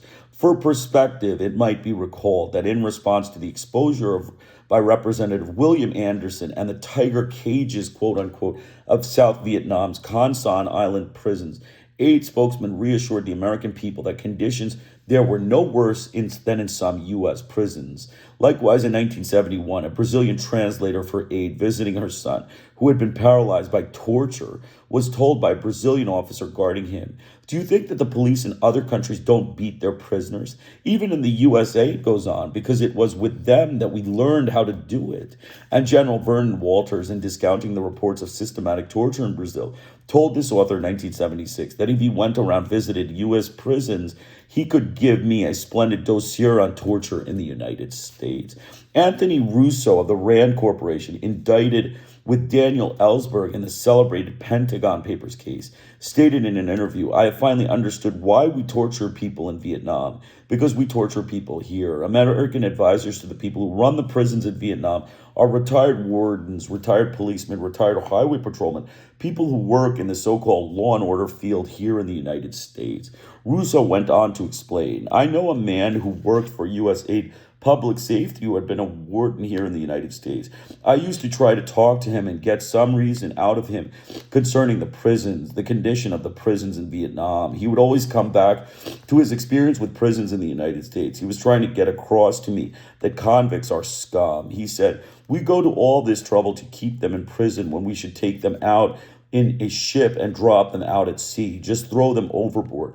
They're worthless human beings. There's no reason to keep them alive. They're good to nobody." Whether as a consequence of their own prejudices against dissenters and their contempt for prisoners, or as a consequence of their extraordinary, well-guarded ignorance, spokesmen of the Public Safety Assistance Program have shown little concern for the most basic human rights, much less for civil and political rights. At the church hearings of 1971, OPS appeared to be suffering from a severe case of myopia. Under questioning from committee members, Theodore D. Brown, AIDS public chief safety advisor in Brazil, maintained that initially that, as far as he knew, Brazil's state governors were chosen by general popular election, and ultimately conceded that he was not qualified to answer. After acknowledging that the police did not work under any particular political or judicial restraints, he backtracked to say that they operate within the law. Asked if the people had elected the government, he responded, "Yes, sir, they legislate laws." Asked if the president had been elected by the people, however, he responded, "Not by vote." Mr. Brown insisted that the control and direction of the police were carried out independently of the armed forces, and the OPS had experienced no difficulties in working with a government under military control. In fact, he noted that the Director General of the Federal Police, even though he is a regular military officer, has been most anxious that we work with and assist in improving the capabilities of the federal police. Asked to summarize the important provisions of Institutional Act Number 5, Brown responded, "The most important one is that, which affected our own operations, had to do with the reorganization of the military police and the placing better coordinated training activities, and in many ways improved the operation of the state police or the military police, which are the state police. Aside from that, insofar as our program is concerned, the police work is concerned, it was not a great difference." Mr. Brown claimed that to have little or no information concerning such infamous Brazilian instruments of surveillance, repression, and torture as the National Intelligence Service, Operation Bandeirantes, Operation Birdcage, and the Internal Defense Operations Centers, CODI. Questioned as to whether or not he believed the reports of torture, he responded, "I do not believe it is my right, sir, to judge the Brazilian people or the police." But he ultimately conceded that within any organization, there is always the possibility that there might be acknowledged that it is alleged that they are a group of irresponsible police that has taken the law into their own hands, so to speak, and felt that it was their duty to take direct action and not bother about recourse to the courts. Senator Church asked, in light of the many reports that we hear of torture in Brazil, do you think you have been successful in inculcating humane methods of restraint? Mr. Brown, yes, sir, I do, Senator. Senator Church, you do? You think our program has been successful in Brazil in achieving its objectives? Question mark. Mr. Brown, yes, sir. Senator Church, you really believe that? Question mark. Mr. Brown, yes, sir. Mr. Brown assured the committee that the impact of the aid PSO program had been felt throughout the Brazilian police system, composed of 271,000 men. Let me say that the 641 trained are only those trained in the United States. Since the inception of our program in 1959, we have had advisors in the country assisting in their training programs and their academy programs and in establishing academics, and that impact has been immense. In addition, the 641 returned and are utilized in training throughout the country, and through the multiplier effect, they have been able to reach a great number of their brother officers. Mr. Brown asserted, however, that by 1971, U.S. assistance had become concentrated in specific institutional federal police elements. U.S. advisors, he maintained, worked directly with the director of National Academy, division chiefs, course coordinators, and individual instructors to determine training needs, develop curriculum and courses, teaching aids, and provide textual and other source materials for the preparation of lesson plans, pamphlets, class handouts, etc. Translation of source materials and training aids in the English language, which could be used in a course, is done by U.S. aid PSO staff. Personal contacts between public safety advisors and senior state police officials are also utilized as a means to discuss and evaluate training needs within state police organizations. U.S. advisors also participate in the establishment of prerequisites for National Police Academy courses and selection of students. Responding to questions concerning the Academy, Mr. Brown denied that U.S. advisors had anything to do with courses on censorship, on tactical units of security and investigation, but he acknowledged that we assist in planning and forming the curricula for the overall Academy operation. Mr. Brown testified to the Brazilian National Institutes of Criminalistic. U.S. aid PSO has furnished scientific instruments, photographic equipment, and text, U.S. training of Institute Criminalistics, and advisory technical assistance. To the National Institute of Identification, U.S. aid PSO has provided automated card files, mechanical data processing equipment, fingerprint magnifiers, and smaller items of equipment, and intensive advisory assistance at the time the Institute was being created and organized. Some U.S. training has been provided. Mr. Brown noted that the Institute can, upon request of a police agency, provide past criminal record or make a mechanical search of their their files for a suspect, type of crime, modus operandi, and personal characteristics of the suspect. For the telecommunications service of the federal police, Mr. Brown said, U.S. aid PSO has provided technical assistance in the planning and design of the national network and an establishment and preparation of training courses in the telecommunications field. He added that limited U.S. training had also been provided in this service, as well as equipment in the form of transmitters, receivers, portable transceivers, laboratory repair equipment and tools, and demonstration and training aids. Mr. Brown saw the U.S. contribution to the capabilities of the Brazilian police system as particularly important in the areas of organization and management, and in bringing about modern techniques in the handling of people, whether it be crowded control or whether it be investigations. He noted that communications equipment provided by aid has been used extensively, and this has been an important factor in improving their capability to better control crowds. The vehicles that have been furnished, the increased mobility has helped to them. In addition to communications and mobility, he listed surveillance training as, an important aspect of the assistance provided for dealing with such matters as kidnappings. Having stated that the image of the police has improved in recent years and that generally they are respected, Mr. Brown was somewhat at a loss to explain why the aid PSO program was designed in part to improve the image of the police through public relations films and the like. He maintained, however, that even in the short term he had been there since 1967, there had been improvement in the image as civil as opposed to military organization. The fact that military officers are assigned to head the various organizations is really aside from that.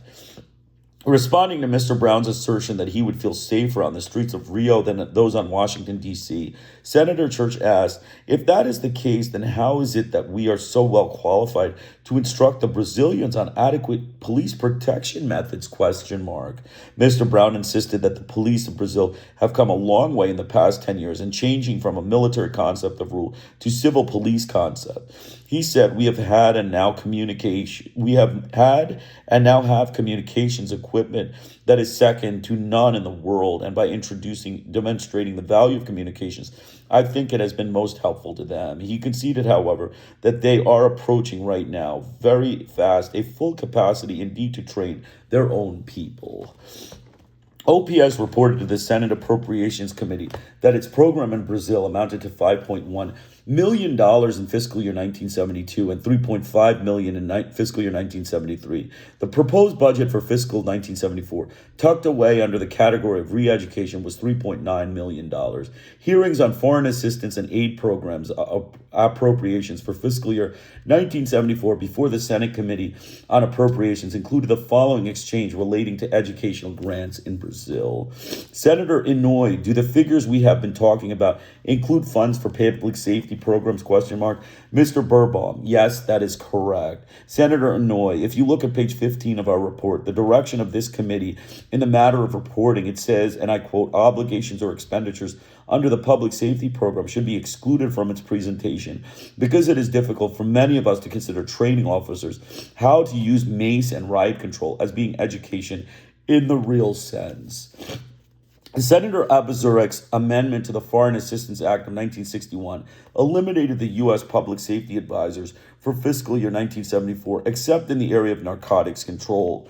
If experience is any kind, that area may be expected to prove elastic, but the training of foreign police officers in the United States and the provision of financial and material supporting assistance to foreign police forces continue to be funded. In the Aber-Zurich Amendment, effective in fiscal year 1975, virtually nullified the executive order that had created the Office of Public Safety. As introduced, the amendment prohibiting police training provided that none of the funds made available to carry out this or any other law, and none of the local currencies accruing under this or any other law shall provide any financial support for police, prisons, or other internal security forces of any foreign government or any program of internal intelligence or surveillance on behalf of any foreign government within the United States or abroad. As a consequence of CIA lobbying, however, the any other law clauses were deleted before the final passages of the Foreign Aid Bill in December 1974. In a letter to Senator J. William Fulbright, the Foreign Relations Committee chairman, William Colby, director of the CIA, had argued the amendment would appear to restrict activities now undertaken by the CIA under the National Security Act of 1947 for the purposes of obtaining foreign intelligence information from cooperative security and intelligence services, some of which are within national police forces. In addition, in many areas of the world, the protection of U.S. personnel, installation, and security interests depends heavily on the effectiveness and support of foreign internal security services, as does effective action to counter terrorist activities and narcotics traffic. An essential ingredient of many CIA relationships with foreign security and intelligence is some limited and specialized training and other support, as well as exchange of information and advice. If the agency were restricted to these activities, our ability to perform our assigned intelligence mission would be severely curtailed.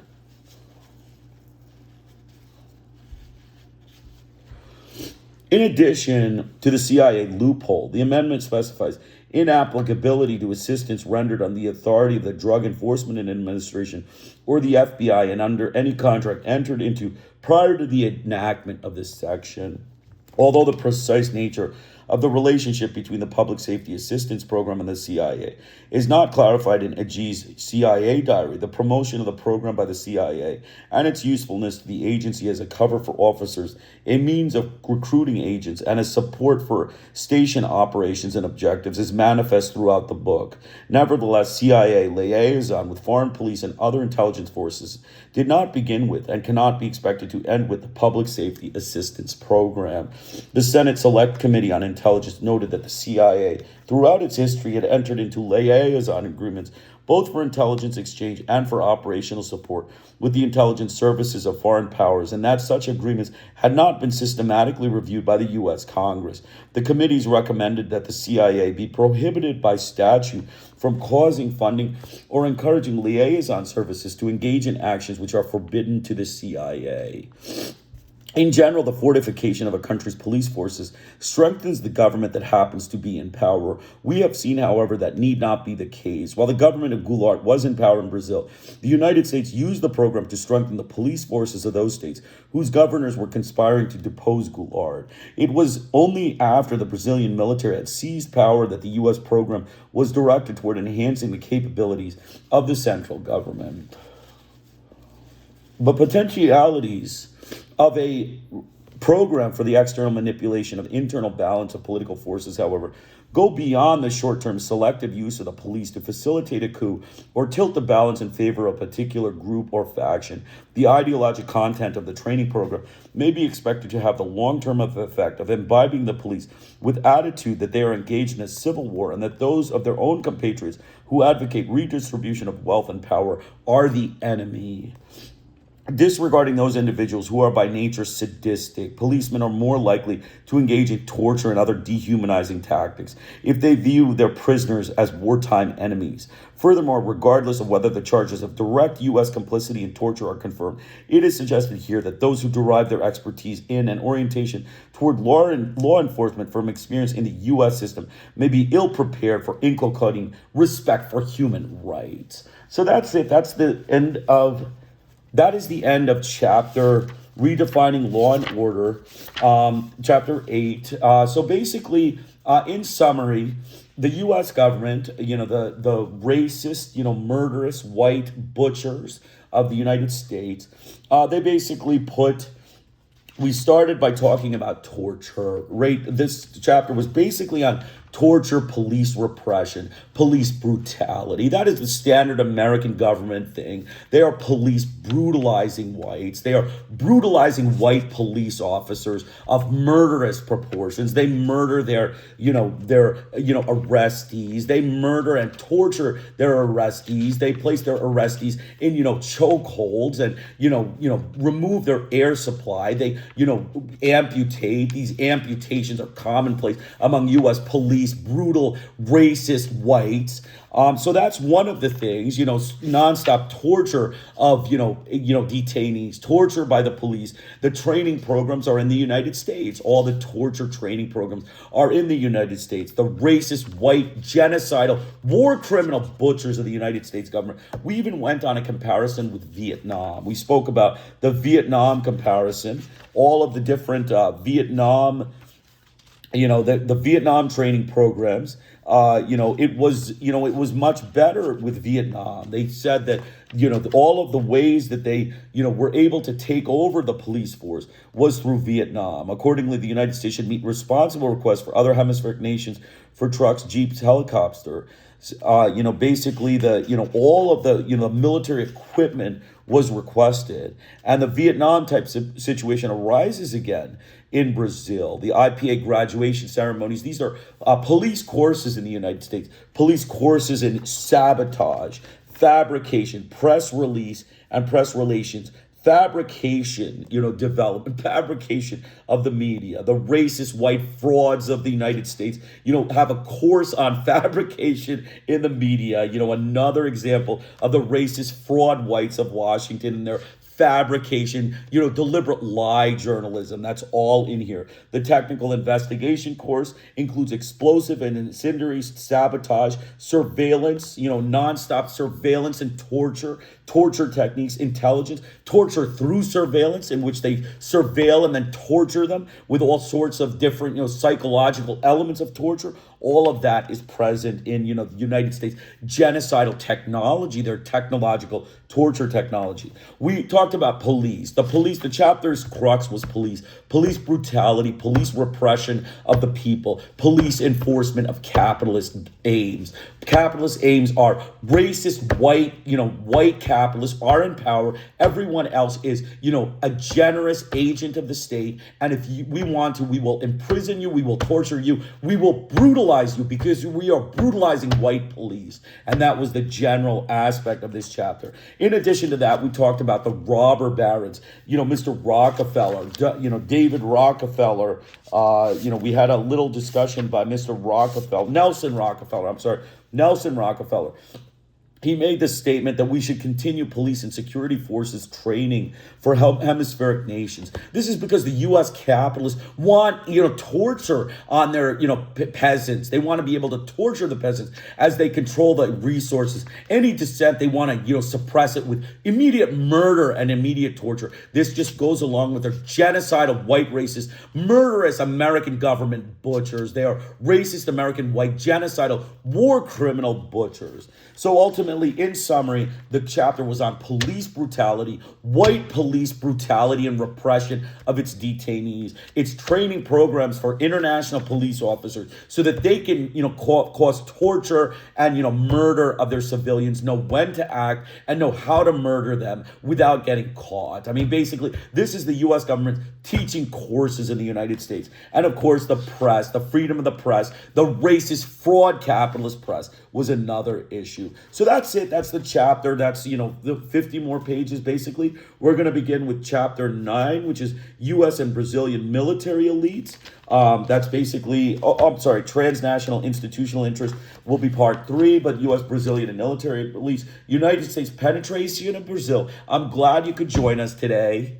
And I will recommend you download the PDF from my website. It will be, the PDF will be on the Google Drive link. Please download the book as PDF and, read the book. I recommend you read these books because without reading, you will not know how it is given in his words. I made a few changes today. I don't think I made too many changes. So the presentation approximates the book. But having the book is always a good idea to read the book and get, completion. So again, we again discussed the American murderous, gun-violent, genocidal, white war criminal butchers and their actions in Brazil. Last time we reviewed election subversion, which involved the open and deliberate deceit of Brazilian rules of democracy and constitution, bribery of pro-American candidates, forgery for American capitalist frauds, CIA propaganda who poured money into election results modification. Who is the American government frauds to be involved in Brazilian elections and democracy? Why do they feel they have the right to put their candidate in power at the expense of the Brazilian popular vote? As expressed by El Comercio, dean of the Peruvian press, with respect to the Brazilian media, the experience of Brazil, quote unquote, must serve as an example for us. Journalism is not merely a business. It is fundamentally a daily platform for decency and morality. These are not values that can be assessed with wallets of foreign merchants. When one confronts such a deformation of the journalistic profession, one is confronting a danger to democracy. This reflects the U.S. government's fascist, gun-violent military dictatorship in which Brazilian democracy is squashed with fraudulent journalism by the U.S. propagandists. It is also exemplified by the United States' wanton disregard for the local media outlets to be able to discuss other viewpoints than the American racist, fascist, gun-violent viewpoint that their white frauds openly show throughout their media. The following news outlets were bankrupted using American regulation of media in Brazil: Siri Carioca, Anuario, brasiliero, Annuario, publicade. These were pushed out by U.S. corporate media frauds who monopolized the media system for the sake of genocidal murder of the Brazilian people, while telling the world that Brazil was a great land of success.